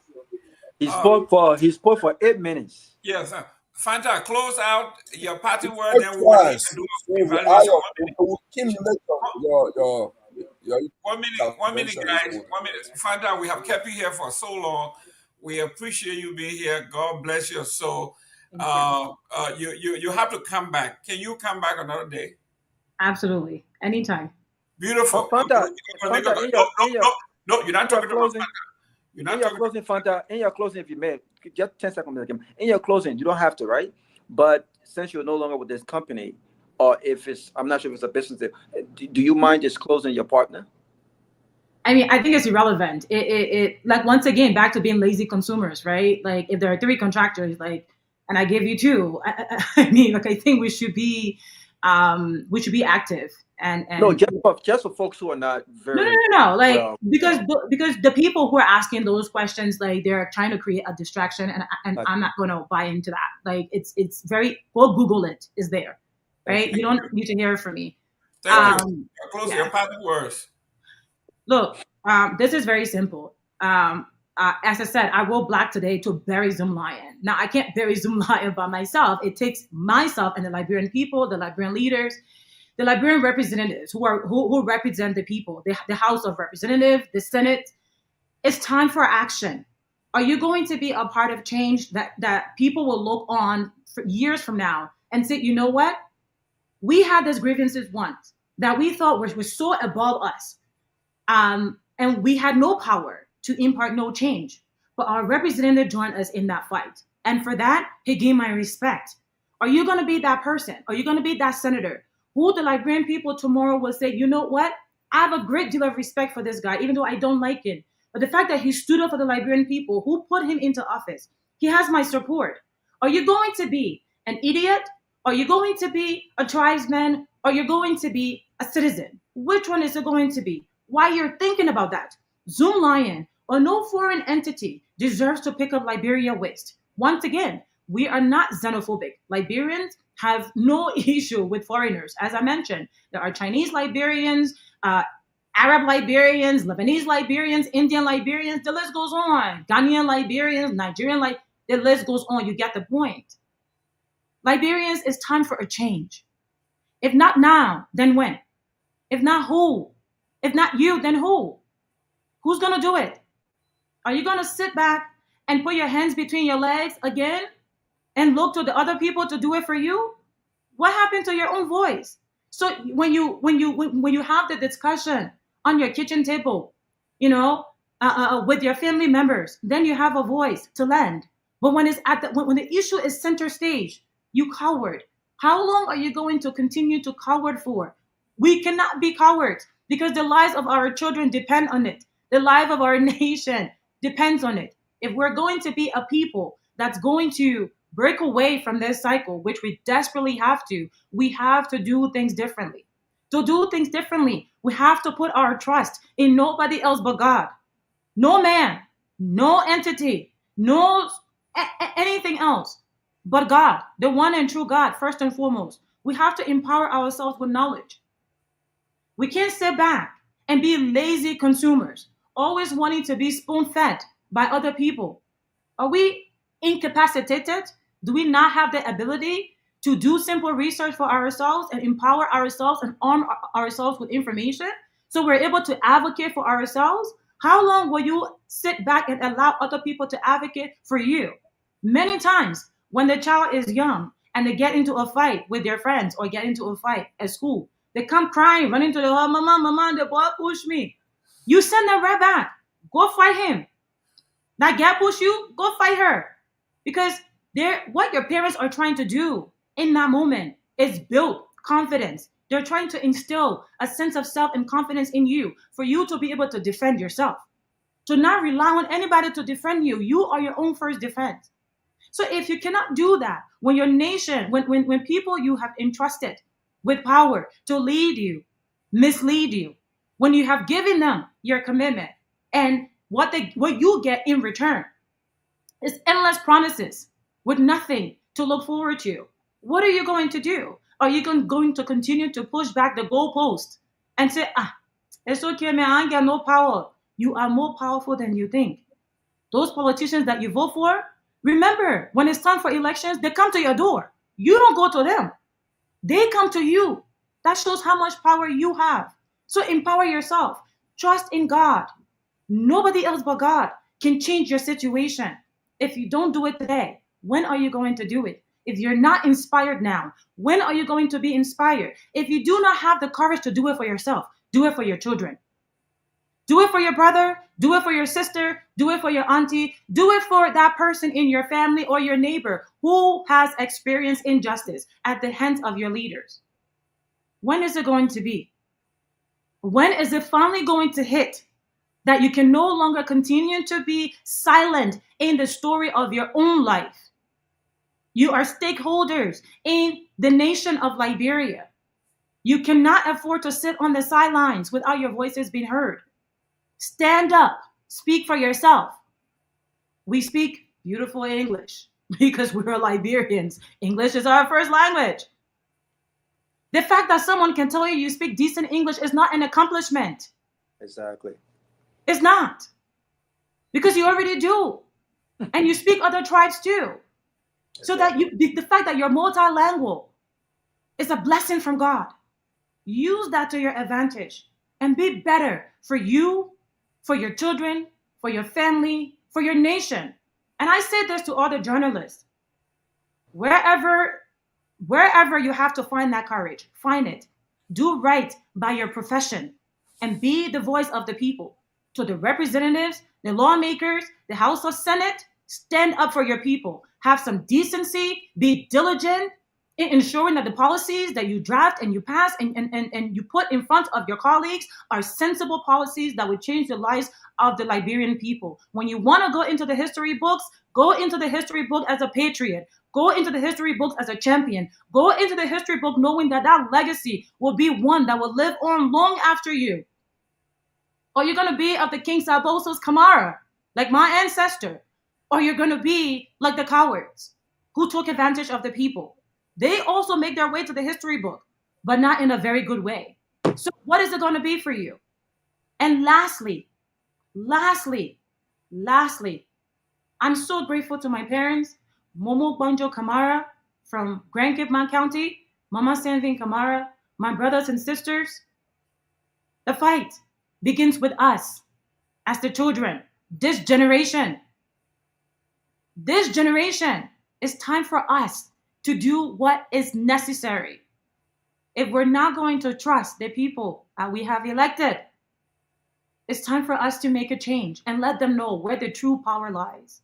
And that power lies with you, because no one else gave it to you but God. Let's bury Zoom Lion and let's bury Zoom Rat, sorry. Let's bury Zoom Chicken and every single entity, every foreign entity who think they can come in and take livelihood from the table of the Liberian people. Let's attend their burial. We welcome FDI, foreign direct investment. We welcome foreigners to our country. We are hospitable. Even if you don't have a place to stay, we will house you. That's who Liberians are at heart. But we will not be taken advantage of. Do not come with the intention to exploit us, or you will leave with salt in your mouth. I thank you for your time, and I thank God for giving me this opportunity. Thank you very much. Hopefully my vibe when I was living in Cape Mount that I learned come out my ways. Thank you, God. So is that a good vibe? Yeah. Okay. Even Trump didn't even know that's that. That's a very beautiful vibe. Where did you go to school to learn your beautiful vibe? Yes. Yes, I learned at Congo Public School. The way I went to school, so I know it. Thank you very much for coming. I'm going to reach out to you. We want you to come back and educate us. CEO, while you are here, your guest is here. Could you wish him farewell? New title as CEO. Oh, okay. Listen, man, I'm on a CEO. CEO now. Come on, man. When you not see you or your farm? And you see you or your farm? I want to say thank you again, Fanta. Thank you on behalf of the closing argument. We appreciate you. Thank you. And we pray that you continue to speak up and be that progressive firebrand that been longing for. Keep it up. And please send me your number, yeah? Send me your number. We got it. She's on WhatsApp. That's the real iron lady here. Real iron lady. That's the real iron lady here. I know my sister watching. Thank you very much. God bless. Thank you so much. It's time to close this argument, and this was the perfect platform to close an argument. So the argument of the Lion, foreign entities, closed. Thank you for your time. Thank you very much. Thank you. Gentlemen, let's go to, when she leaves, we'll do our little evaluation. I say this though, Jerome. Let our guest leave. Okay, there you go. Go ahead. Okay, and this is no disrespect to her age and all of that, but for one so young, most of the stuff she said, especially the last few comments she made, the amount of rice we consume, how arable the land is, this is the same thing Progressive Alliance of Liberia PAL was telling the TWP people over 45 years ago, and we're still saying we're still saying the same thing. She's right. She's dead on. We're growing what we don't eat and we eat what we don't grow. That is our problem. And as young as she is, she already figured it out. I don't know how long it's going to take us to figure it out. But I say this quickly. This government seems to have a death wish with Ghana, right? Who doesn't remember the 300 Yellow buses, that Mandela Cooper brought in front of the executive mansion? Yeah, we don't know where that went.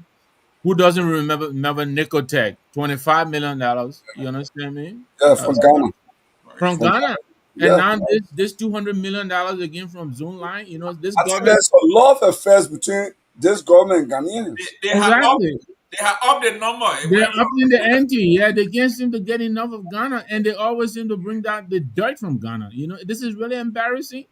Thank God, we're not saying it again. It is showing No, itself. don't worry. I'll call his name. So I'm giving it back. I'm sure we'll go around. I just wanted to point those out real quickly. Also, Kehleboe, there's a guy here who say your pig is skinny. I want to let him know that your pig is not skinny because I saw your pig. It's very healthy. also, So that guy about Anne, but there's a he's jealous. He's jealous. He's jealous. in a way. If Don't you worry, want CEO, don't worry. That man, to not even your that man about That man got even one chicken. So quickly, let me ask a question, man. So Gamen, Yeah. this July 17 March, I'm hearing that it's taking full swing. Again, yeah, momentum. but don't change the topic. CEO, let's finish Unless you analyzing refuse to support it, you then we don't can send get to closing it. argument Wait, or guys. gentleness Let's behind. finish analyzing the guest, then we can get to the thing. We got time. Okay, go ahead. Yeah. So listen, it's interesting. Just listen. That's why I love listening to Mr. Nambwe and the rest of you. Even Mr. Gongloe, even though he interrupts when I'm speaking, but I love listening. In my pops, when this thing happened in DC, I always call my pop first. That he's been around for a long time, because it interests me that some of the things that we are talking about today that are lacking, some of the main issues and things that we as young Liberians have championed: education reform. I spent 10, 11 years of my life when I graduated college. Everything was my vacation. Instead of traveling the world, since 2008, I was returning home, staying there for 1 month, 2 months. All of my trips, my vacation was about, rebuilding the education sector. And that's how my brother and I, my friend, former education minister, George Warren, and I became very close, because I was a huge critic of him and Breach Academy and what have you. But many of these issues that we are talking about today are issues that have existed for decades, and issues that got us into this senseless war. And the question I continue to ask myself is, what have we learned? And if we haven't learned anything, when are we going to learn something? And what is it going to take to once and for all learn a lesson? What is more detrimental than this senseless war that killed thousands of people, displaced thousands of Liberians, took away privileges from us from growing up in our country? I can't speak Bassa, and it's not an excuse. But to be honest with you, I always tell my dad and my parents, and I'm not alone. If this war had not come, I probably would have been able to speak my dialect fluently or even write it fluently, because we would have had the opportunity to not just go to school and learn how to properly speak English and write English, but we would have learned how to speak our different native tongue. And so this issue have affected us. When are we going to wake up? And I can count myself now as one of the fortunate Liberians. I don't need a government job. If I were to move back home, I can live a very comfortable life. I can travel the world. But the mass is not too many of us. Fanta is one of them. It's not too many of us. The majority of the people that are still waiting for opportunities that we've been afforded, they are empowered with the decisions to elect leaders who have what it takes to get them and give them those opportunities. And the question I continue to ask is, why have they continued to elect these buffoons, these failed leaders, these corrupt leaders? And they are crying. They don't have health care. They don't have jobs. They don't have good roads. But billions of dollars in aid have come and just gone in thin air. We don't even know what it's called. And so when I listened to this young lady today, I thought she was very magnificent. I thought she was excellent. Her deliberation, it's not about the English. We all speak pretty good English. It's about the logic in what she said. And we got to wake up, Mr. Gibman. We got to wake up, because there will come a time where people will get sick and just tired, and people just going to focus on themselves. People just going to say, you know what? If the people who are suffering don't care, why should I care? If the people who can afford to send our kids to school and afford a decent meal, don't care about change, why should I care about change? That's gonna be the bottom line. So we gotta wake up. I thought she was great. Closing argument should be proud. I thought she was excellent today. I have to give my kudos to not just her, she spoke very well, but my kudos go to Mr. Kehleboe Gongloe. Kehleboe Gongloe, just like myself, worked very hard in this country, took his money, and started a business, a farm in Liberia. A few years ago, when I was in Liberia, he talked to me. He had a few animals there. Today, he talked about in the hundreds. We are Actually, not. I'm 200. There you go. We are not talking about just talking. Yeah, but Mr. Gibman, Mr. Gongloe have eaten government money. So I will understand why he got the money from. Oh, okay. So, Gongloe, when your brother was labor minister, you seize all the people thing. There's one thing that Kehleboe does not allow. Kehleboe always set the record straight. I work as assistant minister for research and statistics. Mr. Gongloe, we all know that. I want to tell us how you did your farm. But if you work in public service, no, he just working in public service. Kidding. He just been sarcastic. I'm pulling your leg. Now the minister, the people in the finance and procurement, they can steal me. Statistics are just normal. You can't even no money. Voucher. No money coming your way. You can't see no customer that voucher. You can see voucher nothing. You can't see how many people employ. That's all you do. So tell us how. I mean, I want to commend you how you began the farm, how far the farm is, and what can we do as Liberians to help you? Because I'm about to buy a pig from you for the 26th. Oh yeah, so that's what I'm doing. Every year, every July 26th, because that's the only way we make some big sale. July 26th and Christmas. So we just use social media, advertise around. And Liberians who live in the US, you can surprise your people with good, July 26th because $400 per pound, $400 Liberian dollars per pound. Oh, I thought you meant 400 US. Wow. If you just take even $10 here in the US and say, okay, I'm going to send $10 to you, to the mobile money there, and say it will convert that $10 into Liberian dollar.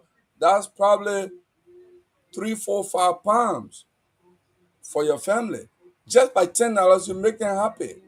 They're gonna go there. And last year, July, when I was in Liberia, myself, I was in front of the sale, right? And there's a lady here in New Jersey. We sent a picture to her. She said, I want a big boar. And she paid $200 for it. But people came there, we butchered it, we cut it the way they wanted it. A whole group was waiting in the yard. I put the meat in my pickup. Two of the family people sat there with it. We drove to Duporo, and when I got there, people had come from New Jersey, Johnsonville. They were in the yard with a little plastic bag in their hand waiting. And I could saw the joy in them. She did that for people, So that's what we do, and that's the only way we make little sale. But after that, the people go to red light, they don't come to us, So usually around this, and this is why I think after today, Robert will come to you. I can tell. I can feel it. Rather you can surprise when you are in Liberia the last time. Even the boys maybe in the studio and say, you know what, mommy, I'm giving you 26. I'm buying 5 pounds for you. 5 pounds, that 2,000 Liberian dollars. That's $10. So imagine. And that would be a lot of meat. And how much for the whole pig? It usually depends on the size. We got some who can even sell $60, $70, $80, $90. The biggest pig. What the biggest one? Are you making profit? Are you making profit though? Oh, Robert, I'm not making profit. I know that I'm not making profit. And I ask myself, why am I doing that? Because I have 16 acres of land that I have not been able to utilize all. Those who sold the land to me, because I'm here in the US and my son is there, he's a little boy, they are reselling the land. So if I don't sit there to do something, and I say because I'm not making profit, I'm gonna shut down. I've even built 3-bedroom house and a factory because I try to produce animal feed. So now, I'm trying to even start like a dog house. I built like 3 dog houses now. I put some cow there. I'm trying to begin to intensify my activities on the land to utilize it. They actually sold one man who built house up to window level. When I was in Liberia last year, I stopped in. But on second thought, when he explained to me how much, because he's in the US too, and people just took money from him. He spent $9,000 to do a foundation. I went there and said, wow, they just ate your money. The 9,000 that could have built a house up to roof level, 3-bedroom house. So I said, you know what? The way they treated you, I feel sorry for you. Just buy the one lot, pay me 1,500, and I will give you the transfer deed for that. So there are some people who saw it, and when I met them, I talked to them and said, okay, I'm not going to fight you. There's a question in the chat about the location you want to provide that Mount people. Bagley. We are in Mount Bagley. We are actually 20 minutes away from Red Light Market. There you go. Yeah. So that and the telephone numbers are there. I mean, I'll meet. The reason why some people don't understand is, But congratulations, man. I know but let we me just maybe tell you we're something about joking, the but But that's Gongloe, a I big. don't, I don't, I don't animals don't want you look to big big abandon like the that. process. Yeah, the reason why they don't look big like that, some bodies, oh, it's looking slim, they're looking tiny. Because when you feed, we feed them with grass, meaner grass. You see the planting stand, after you harvest it, the leftover planting stand, you feed your animal with it reduces the fat. If you eat, in fact, at one of our point, you take our animal, it will be graceless. It's not like how you see a pig with a lot of grease in the skin. No, because that's how we feeding our pig. No, so we just put a little bit of kernel cake there for fattening. Because kernel cake is to just make the pig fat. We can feed the pig with kernel cake Don't twice forget Jerome. in Jerome 2 weeks question. time. How much the biggest pig? You didn't answer that yet. Yeah, the biggest pig So the on your. biggest pig will be like $200. Okay. Yeah, we actually sold one pig before for $275. It was way more. It was weighing about 400 pounds. Very Oh, big. Yeah. Kehleboe, So for that price, the farm will clean it, they'll cut it and do everything. Yeah. So what we've been doing, I told my son just this morning we had a discussion as our strategy. What we've been doing before for the 3 round or so we had on July 26th, when you come, you say we should butcher for you, we'll butcher it for you, clean it, but we used to be in the bush now. Other people have built houses around. So they mean the trees are gone. So you have to break wood, make hot water, burn. So now we have to buy charcoal. So if you want us to butcher and clean for you, you just pay 500 Liberian dollar just for us to buy the charcoal. It's still reasonable, yeah. it's Yeah. reasonable, very reasonable. But I want to thank you for what you are doing because everybody talking, we just talking, and they're not doing anything.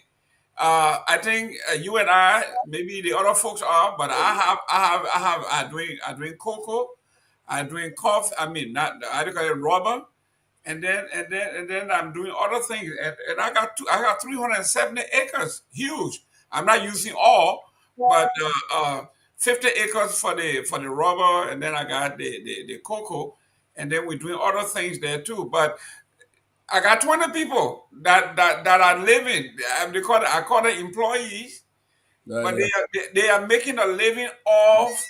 I'm taking them all government payroll. yeah. Okay, it's $100 a month. Feed them every day, and Yeah, that's what you have to feed. it's $100 a month for each other. In the village. Actually, that's how I pay my workers, $100 a month. There you go. Even though whether we miss it or not, That's correct. that's what I pay. On the first of But the month, yeah, their pay comes. They are happy. They're working. They take picture every day. They're doing their photo. They send me. We go live. They show me what they're doing, everything, and I got people on the ground to do that. It's not for profit for now. Lac is now going to buy my rubber. So this is the first year. The rubber we planted it. That was 2000, yeah, we got a millionaire on the show now. 2014, we planted the rubber. Now, finally, they're coming to tap it. We'll see. Wow. Jerome, You don't thank God that Mr. Gongloe has acknowledged that you're not in Musa Billites pocket. You are a millionaire of your own. Oh, that millionaire. I've never accused Jerome of that. Jerome must say talk a lot. I've never. Jerome must say I have a business idea that we're working on together. That's Oh, right. a lot. You know? And I got a very lucrative business. I'm in my office here. I'm celebrating my 25th anniversary for a black man to own a business in America for 25 years. No Counting. problem. Yeah, That's great. So we thank God. God has been great to us. But Victor, this young woman, I mean, she lit a fire on everybody, not just me and Garguah. We talk She's about the everybody. real deal. She sounds like a real deal, and Oh, you Lord. know, I'm Fanta happy is a that real deal. I the will talk to her. platform brought her on. She's very inspiring. I agree with you. For someone who looks as young as she does, she's well balanced. She's balanced academically. She's balanced politically. She understands the issues very well. And she's balanced in sociologically. She's very connected. She seems very very connected. With our people. I think she is really. She sounds like the real deal. Yeah. And you know what? One thing I like about her, because I think this has been part of the issue. She doesn't give a damn. So No, so we need but that people is what happened, Robert. When you are independent, you don't give a damn. No, we need people who give a damn. You A don't lot of care. guys can't speak up because their livelihood depends on the government. We need people who are involved, who livelihoods don't depend on the government. This is how you change. They're not afraid to speak up to say, you know what, my God, you're doing wrong. If you don't want to be cool with me, you're not paying my bills. I still drive my car. I still live a good life. To hell with you. It's about my country. That's what I get from her. She doesn't care. She doesn't give a damn. Even if she doesn't win, if she ran and she didn't win, it won't stop anything. It doesn't stop the show. What we've got is the opposite. We've gotten people who are slaves to the government, who are slaves to the system because the system is dependent on their livelihood. And it is difficult for them to speak truth to power. And until we change that, this circle will continue to affect us. You know, one time, Let me also just say admire something about quickly. her. One thing I admire about her was when she had narrated her experience, her interaction with President Sali in the Oval Office. When she said, Yes. President said, I will give you Buchanan. She said, no, Madam President, I don't want that. When she said that one, my hair was rising. I said, that's my kind of girl right there. But let me say this one. I know we talk about politics and so, but one of the things I got to find out is that if you trying to run to go in the legislature, it's a waste of time because it's on numbers game. Okay, the on number game. If you get there and you try to beat that hour of change, you will be frustrated because you won't have the numbers. They will always define they won't like you speaker, they won't like you pro tem because they feel that they will feel that you're not going to carry on as business as usual. And I think, look, the best thing, I don't Kehleboe said it, but he said it in a more radical form. But on a serious note, all throughout everywhere I go nowadays, people talking about Liberia needs a change, but a radical change. That's what Liberia needs. Because if we continue, look, right now, the power will continue. People, you go like election today or tomorrow, you'll find out with the same results that I've been having over the years. That's the reality. Okay? People, and right now, they're not look, go in the direct chat rooms that we are in. What kind of fight we see there? Your government better than my government. Your government better than my government. We did it one. No, I don't take part in anything. I don't take part in it because, like I said, one of the chat room, I said, for the last 20 years, all of you in the chat room here, majority of your control state power. You're a minister, you're lawmaker. And where's Liberia today? With the 8th poorest nation in the world. Okay? Look how we are. Now, look at what happened. I can tell you now, what I found over the weekend, they had the Gabonese president had, that MAGA had. Yeah. All of them. Yeah. But you see, Boca smart. He went out in Liberia. He was not wearing Liberia. They get how he put in your bed. He did Republican put a hat on in Liberia so he would get a backlash. He would never do it. They get out on the MAGA hat. I had Trump. Trump said, my hat, you wear my hat. The Gabonese president, he arrived home. He there dancing with a hat on his head. Come on. I'll make Trump Russia. Trump is a different kind of leader. So the problem, they all were giving the MAGA hat. But JMB said, I'm putting it in my hair. I'm putting it in my hair. Because he went by with nothing. The Yeah, Gabonese but president went by with no, but, something. another thing is that, like I said, I'm not a fan of JMB, right? But I like the way he handled Trump, in a sense that people say, oh, he should have pushed back. No, No, Trump is no. not a regular kind of guy. If he had tried to push back, Trump would have embarrassed him more. Trump asked the Ukrainian president to get out of the White House. He did it to the man. So tell me now, and then number two, to say, oh, you are Liberian, I mean, you speak English, where you learn English from? And Joe Biden was caught by surprise, but he just looked at the guy with all that, said, yes, sir, and left You on should that have quiet. said Because yes, had he Mr. pushed President. back, That's my thing. That's all I was saying. I think you should I have agree, said but the idea, yes, I Mr. don't have a President. problem with his answer, but if he had pushed back, Trump would have acted rude to him, disrespected him more. And No, he would have no, come You out. know, no, hang no. on, But he could have Robert, said, just he give could me, have just said, he Okay? could Robert, have just give just me 5 said, seconds. Just give me he You could see, have 5 just, seconds. so Robert. he could have just said, and as I You, jump, I'm correct. So yeah, I but think he Tomalin, handled it. He came home. Okay, The problem is Nambe, real quick. yeah, but let me end right there, right? yeah. The whole thing they sent for them for was simple. And I was going to debate this week on this show. We have a debate about that. They asked the Liberia to take prisoners, deportees to come to Liberia. For That's me, it. I'm against it.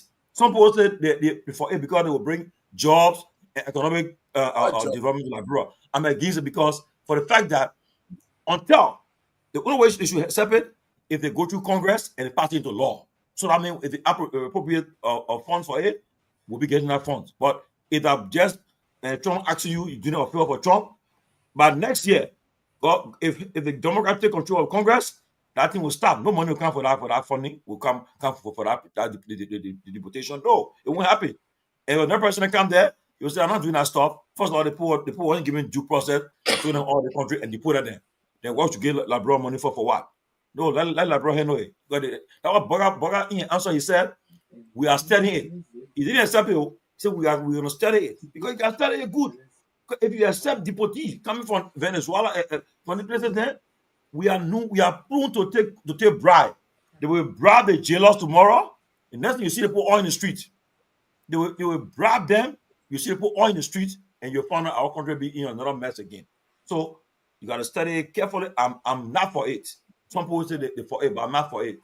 Okay, except where Congress will pass into law and make it the budget for that process will be coming every day. But for now, I'm for it. Mr. Number, go ahead. I wanted to say Yeah, something. thank you, Robert. And I'll be quick. Look, Tomlin, let me say this. I absolutely agree with you. You know, I said it on the show, and I'll say over again. The president, personally, I think he did great. Yeah, at the government, yeah, maybe not. But look, if the president had gone tit for tat with Trump, you're gonna embarrass him more. There are clips now of Oh, what happened that we hadn't seen before. I think Jerome sent me that clip. Trump caught off the president of Mauritania, Absolutely. looking at his watch, yes, Yep. brushed and shut down another president. So if Bouaka had exactly. tried to go Trump toe to toe, you're going to embarrass him. So I think personally, Bouaka did excellent. As to the packaging that our government did, that's why I have a problem with that. And personally, I think he should have said, yes, Mr. President, instead of yes, sir. That would be my only thing. Other than that, I think Joseph Bouaka, he studied Trump, he did excellent. I don't have a problem with it. And also, Let me just and quickly, also, Robert, go. also, Robert, then go. yeah, Go ahead. and also, but yeah, here's the thing though. I do agree that Trump. I do agree that the president handled himself very well. I thought he was very quick with it. Even in his presentation, I was listening to the Mauritanian leader speak, and I thought to myself though, just listening to the, I'm like, this is you. I thought it was too long. And I also thought that there was no briefing as to this should have been very, very brief. So you could see in Trump's eye the irritation. He was very irritated, and Trump is a guy. I think he's a thug. He doesn't know, he's not a diplomat. This guy is not a diplomat. ADHD. Attention span is very short. Very, very low. But apart from that, even the younger Trump is not a diplomat. He's not a corporate. I don't think he's a corporate guy who understands corporate languages. He could have easily said, instead of just cutting the man off, he could have easily just said, hey, can we, if the time permits, can we kind of like just do an introduction. He could have said that instead of saying, hey, we have another meeting based on time. Who cares That about your was meeting? wonderful. It's completely embarrassing. So I'm looking at Trump thinking, our president, he could have been.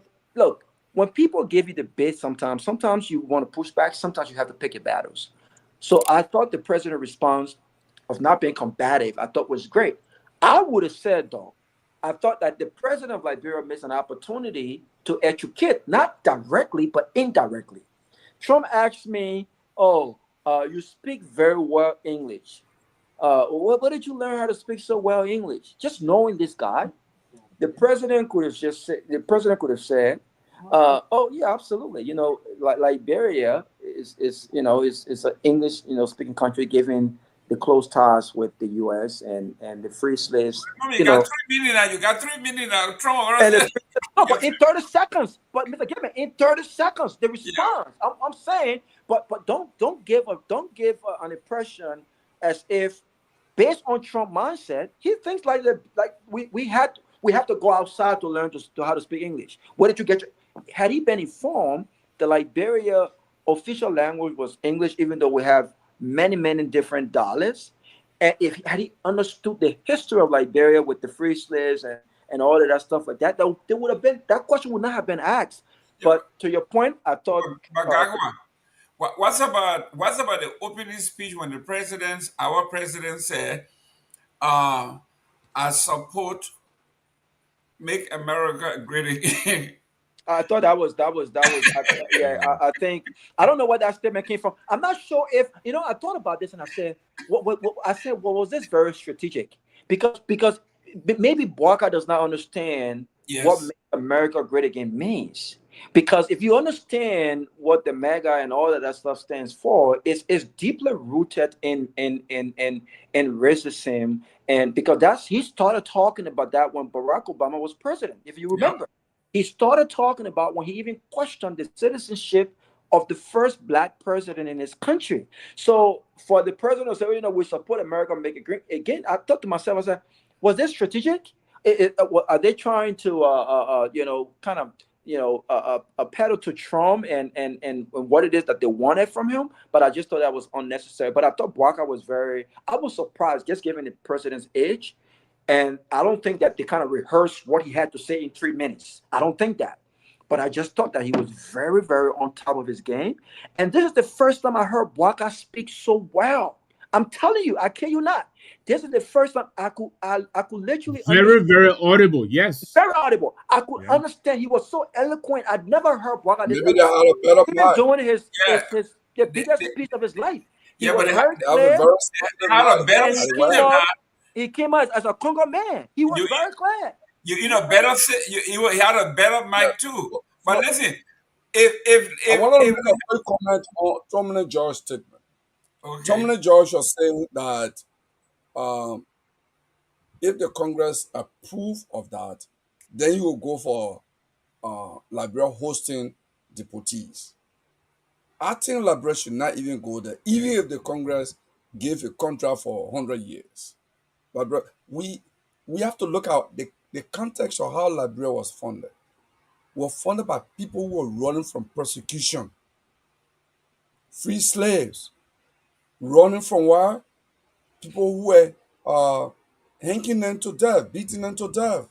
How can we be that nation with that history? This is why we are the only nation on planet Earth that still have a racist constitution that says only black people can become citizens. And that historical context is understood by the United Nations. That's why they don't even raise that. Not that they're not aware that Liberia has such a thing in the constitution, but because of the historical context of Liberia, so they don't raise it. I had to interject though. No, you can't say racist. I think at the time, the framers of the Constitution, I think at the time when they inserted that, I think given the history, like you just said, I think it was necessary. The fact that you have free slaves, right? No, I'm not saying now. I'm not saying now. We need a referendum, but don't say. I'm like 1986. Was it necessary? In 1986, because we got a new constitution. In 1986, I thought it was so necessary, of course. Absolutely. There were heavy. In 1986, was it necessary? Of course. But look at the history. Look at what happened in Tennessee. Look at the history. Of course, the people were still moving back, going back, finding a place to get settled where they were mostly identified and they were seen. You couldn't see that in America, in some parts of America. So is it necessary now? I don't think so, but it was necessary then. Excellent, guys. So Look, Robert, I think we gotta go now. It's 9:13, guys. We gotta go. yeah. I was going to agree. I was going to disagree with my take professor brother Kehleboe here. I think he's misunderstanding the prison thing. What is the persecution is different from what is these are people who some of them are convicts. These are lawless people. There's nothing about being persecuted. President Walker said they are not convicts. He said no, they are. He don't know them. He said asylum seekers. These are people who are who know. These are people who are. President Walker said asylum seekers. He said no. He's wrong. Asylum seekers. That's very ignorant because that's ignorant. You know why it's ignorant? It's ignorant because the president has not even been given he doesn't know who these people are. And you know what the U.S. would not do? The U.S. would not even disclose the Why would the U.S. Why are they trying to get these people out of America to begin with? Have you thought about that? Eh? Listen, I'm quoting my president. My president Walker said they are asylum seekers. No, they're far from them. They are not. But you guys didn't talk about the president. The president lied. The president left the window open for a run. I'm not responding to you. I'm to respond to when Zeta said they are criminal. They are not criminal. That's what I'm Most of them are criminals. Walker said they are asylum seekers. No, they're not. But let's give our closing now so we can get out. Yeah, go ahead, Robert. Robert will close. I see you. No, we're not closing. Let me get my closing, man. You close. 1 minute. 1 minute. But listen, Is your moderator? Let's go. Robert, go ahead. No man don't got the jealous. Mr. Nambe, Mr. Gongloe, he got this radical militancy going on. So we got to keep an eye on him because he questioned our CEO. Every time the moderators are CEO chief, he questioned, Chief Tomalin our CEO now. Yeah, the man is our CEO. We got to respect our CEO. He played in that far. He played our CEO. The whole meditation idea from Mr. Gongloe. The whole meditation idea from Mr. Gongloe calls for, we need to go in the back and really have a serious conversation with Mr. Gongloe. But listen, I do agree that we need radical changes in Liberia. But I think that radicalism starts with the citizens of Liberia. I believe in democratic practices, and I don't think that we get it. I don't think we get away from what has affected us by militancy. No, I don't think that's no. People who are destituted, people who are suffering, which constitute majority of our people, they've got to wake up. They've got to wake up, Gongloe. There's a reason why, if you and I went to Liberia right now, irrespective of the suffering, there's a reason why we can still live a decent life in that very Liberia right there. There's a reason why we won't be out of electricity, even if LEC is not providing electricity. These people have got to understand that we need similar opportunity. We're not better than those people.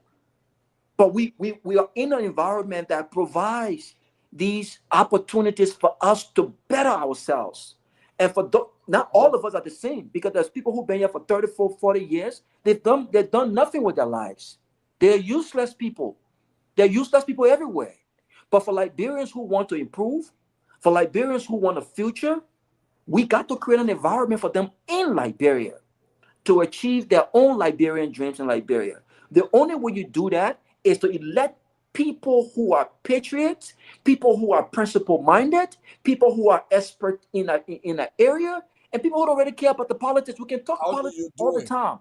What we've done is the opposite. So radical change, militancy, the greatest responsibility lies in the hands of Liberians. Now the biggest, now Senate, the pro tem, the president, the vice president, none of these folks actually matter, because without the people electing them, they would not be in the position they find themselves in right now. Robert, you got to be on the ground. I got to be on the ground. Kehleboe got to be on the ground. Tomalin George got to be on the ground. Nambe has to be on the ground for us to make the case. But Gamen, will you advise that we just pack our bags irresponsibly and jump up and go? No, if you do that, You got If you do 5 that, you're years. gonna get involved in corruption too. Because No, you'll you be got hungry. 5. You got 5 years. So I agree. But all I'm saying But is, when people return home, I think it must be done very strategically. Okay, we need all of the great folks, all of the great minds in Liberia. But part of the problem is, I think people have returned home without any plan, and they've got caught up in all of this corruption because now they're in survival mode. I think people have got to return home strategically with some sense of investment in the private sector, their own livelihood, and then they can strategically say, you know what, this is the role I want to play in the rebuilding process. But I That's thought it what was we're an saying. excellent. You know, I you thought it know, was You an got you know, 5 years, Robert, guys. You got 5 when I years. listen Yeah, to go Robert, ahead, Kehleboe. when I listen to Robert, I see one thing coming up very clearly. He is not an educator. Those of us who have been in the classroom all through our life will know about human minds. Look at the Liberian situation. Now, I always give this example. A woman who has been with an abusive man does not know love from a good man. So if you're a good man approaches a woman and say, I can do this, I can wash your clothes, I can fetch water for you, she will not believe it. Liberian voters, Liberian ordinary citizens, we've been in an abusive relationship with our leaders. So they want Robert talking, and that's the argument I'm making. That there are two groups of there are two powerful groups that are suppressing us in Liberia. Education cannot take those people from off our bike. The elite capture and the state capture. Those people are amassing wealth to the extent at a rate, at an increasing rate, if you remove your high school faces, at an increasing rate, that even before 2029, the number of millionaires you have wanting state power in the legislature and in other forms will be many. Okay? So, how do you do that? It's not going to, education is a process. You don't walk to somebody do a nag and say, look, oh man, they tell you've been suffering for long because the government corrupt. So this and that. It's not going to work. Because when you leave, the people have been suffering. The man with the money enters, his agent enter and say, oh man, now that man will carry you. So we brought Latin for you. When the man get the power, more thing will come. Yeah, 10,000 Liberian. You went there to educate and you left. They gave 10,000 Liberian. They will listen to that person. So a kind of illegal money that is floating from public coffer to individual politicians in the country now and to businesses. The businesses too, on election time, they support them. Look, my brother was contesting, and you were very clear on the 10-count agenda.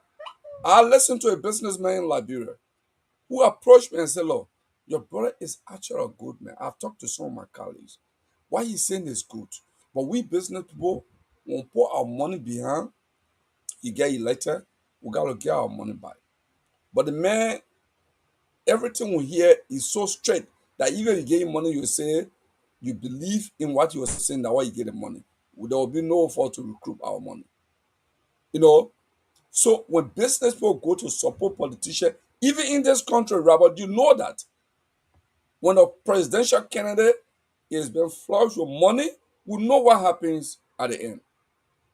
So if you want to run a new system, you're not going to do it the old way. You're not going to go and take the money from the corrupt and say, when I get that, I'll do that. No, you don't. You're not going to do that because you're going to be also violating your own belief, your own faith. That I'm going to do the right thing, whether people looking at me or not looking at me. I'm going to do the right thing.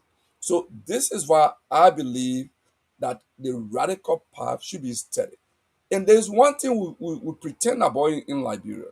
When we set in many progressives and many young political activists, who do they praise? Do they praise President Ellen Johnson Sirleaf? Do they praise Joshua? Do they praise Charles Taylor? They praise Thomas Sankara. They praise Gerald Rollins. They praise Ibrahim Traore. Are they civilian leaders or were they civilian leaders? It doesn't matter. It's what matters is what you do with power. And that's my argument. We cannot praise the likes of Rollins, the likes of Thomas Sankara, the likes of Ibrahim or Traore. Then we say we don't want those kind of people in our society, but we like them in the other country. It doesn't make sense to me. And I don't want to sound like Donald Trump have to be braggadocious and say people are talking nonsense when they make that argument. It's Thank you. actually a counterfactual argument they're making. Thank you very much. Thank you very much. Anangbe, your 1 minute. Yeah, listen. I agree with Gonglo in some of what he said, but I want you to understand that the rich coming government to even take more is not unique to Liberia. I mean, Donald Trump is here; he's a multi-billionaire over. He's corrupt, and yet he's president twice.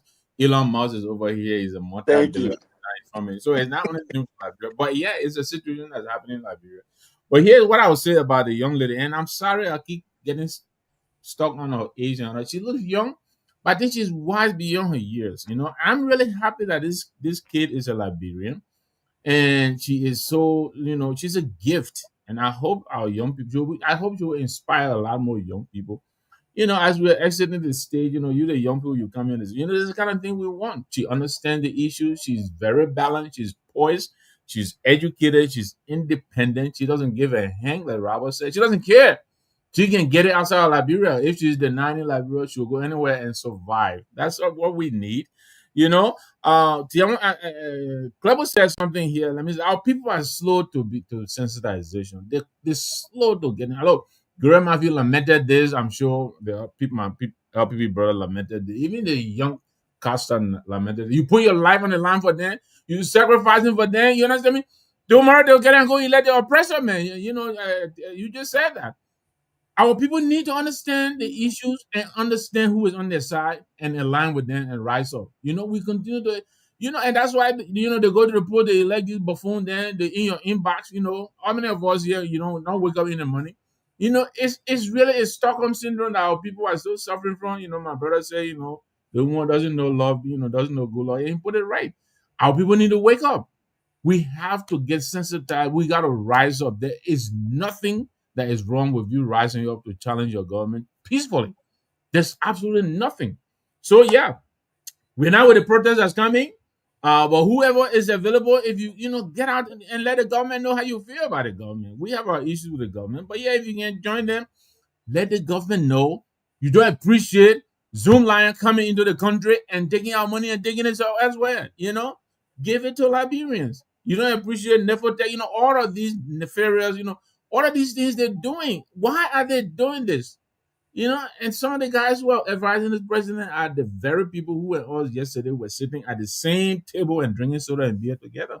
It really baffles, but thanks to you guys. Great show. Again, I'm very proud that I was able to, connect with this lady. She really made me feel very proud for being a Liberian. I'm happy she is a Liberian. And she was a little shy, but I think I'm happy towards the end. She volunteered to help in any way if she's approached. I like that. I hope somehow she will continue to be an influence in the space and inspire more people. Thank you very much. Excellent, excellent, gentlemen. For me, for those of you who are Muslim and you are dogmatic, you saw this woman. She quoting the Bible and the Quran. You name it.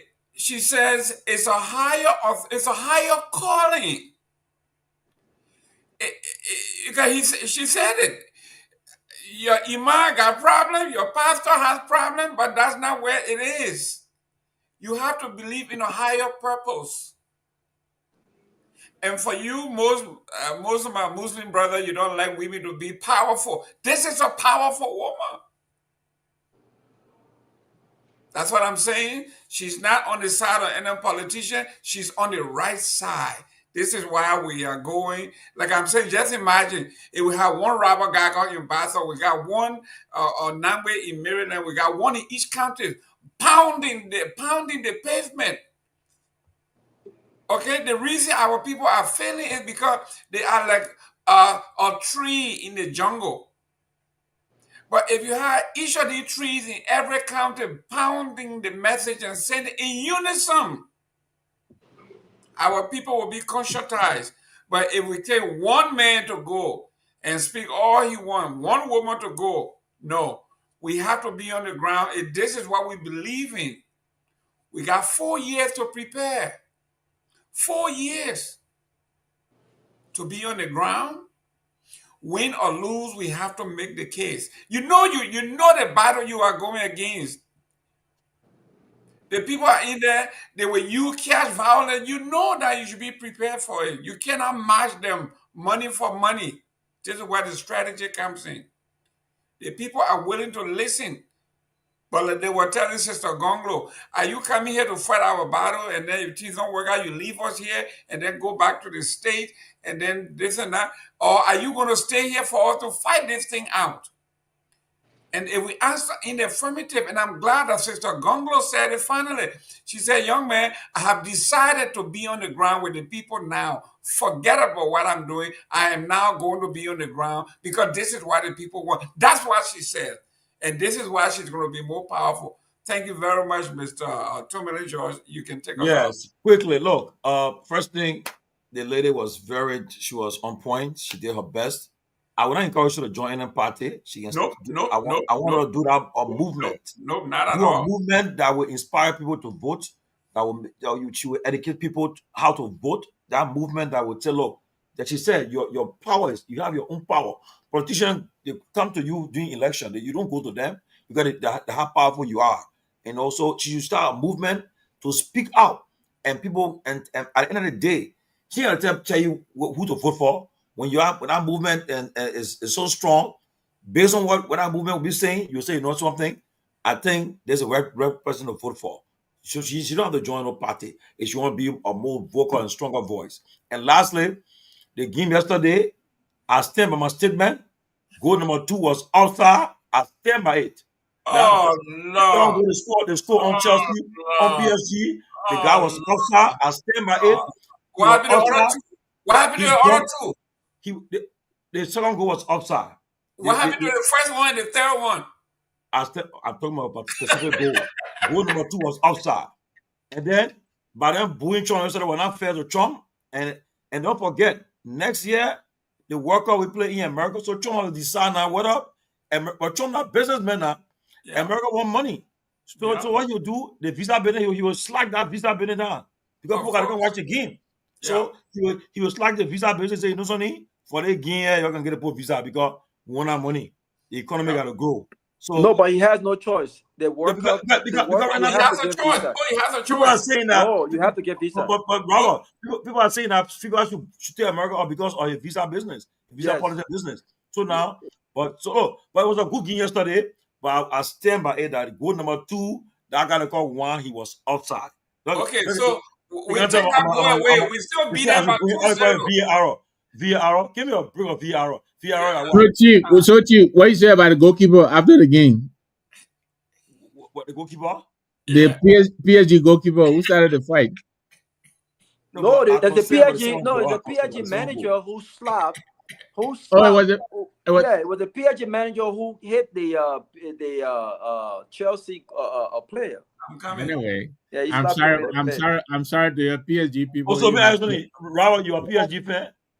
I'm not a PSG fan, but I'm not a Chelsea fan. I can never support Chelsea. I'm a Manchester United fan. I'm a Manchester United fan. The best club in the world. The biggest club in the world. Listen, George Weah, or Deirdre Drogba. Because we are on the field too. You watch the game. Yeah, he was. The man has secret service. Of course. We're talking about Deirdre Drogba. All the boys from Chelsea. Are you kidding me? You better come on.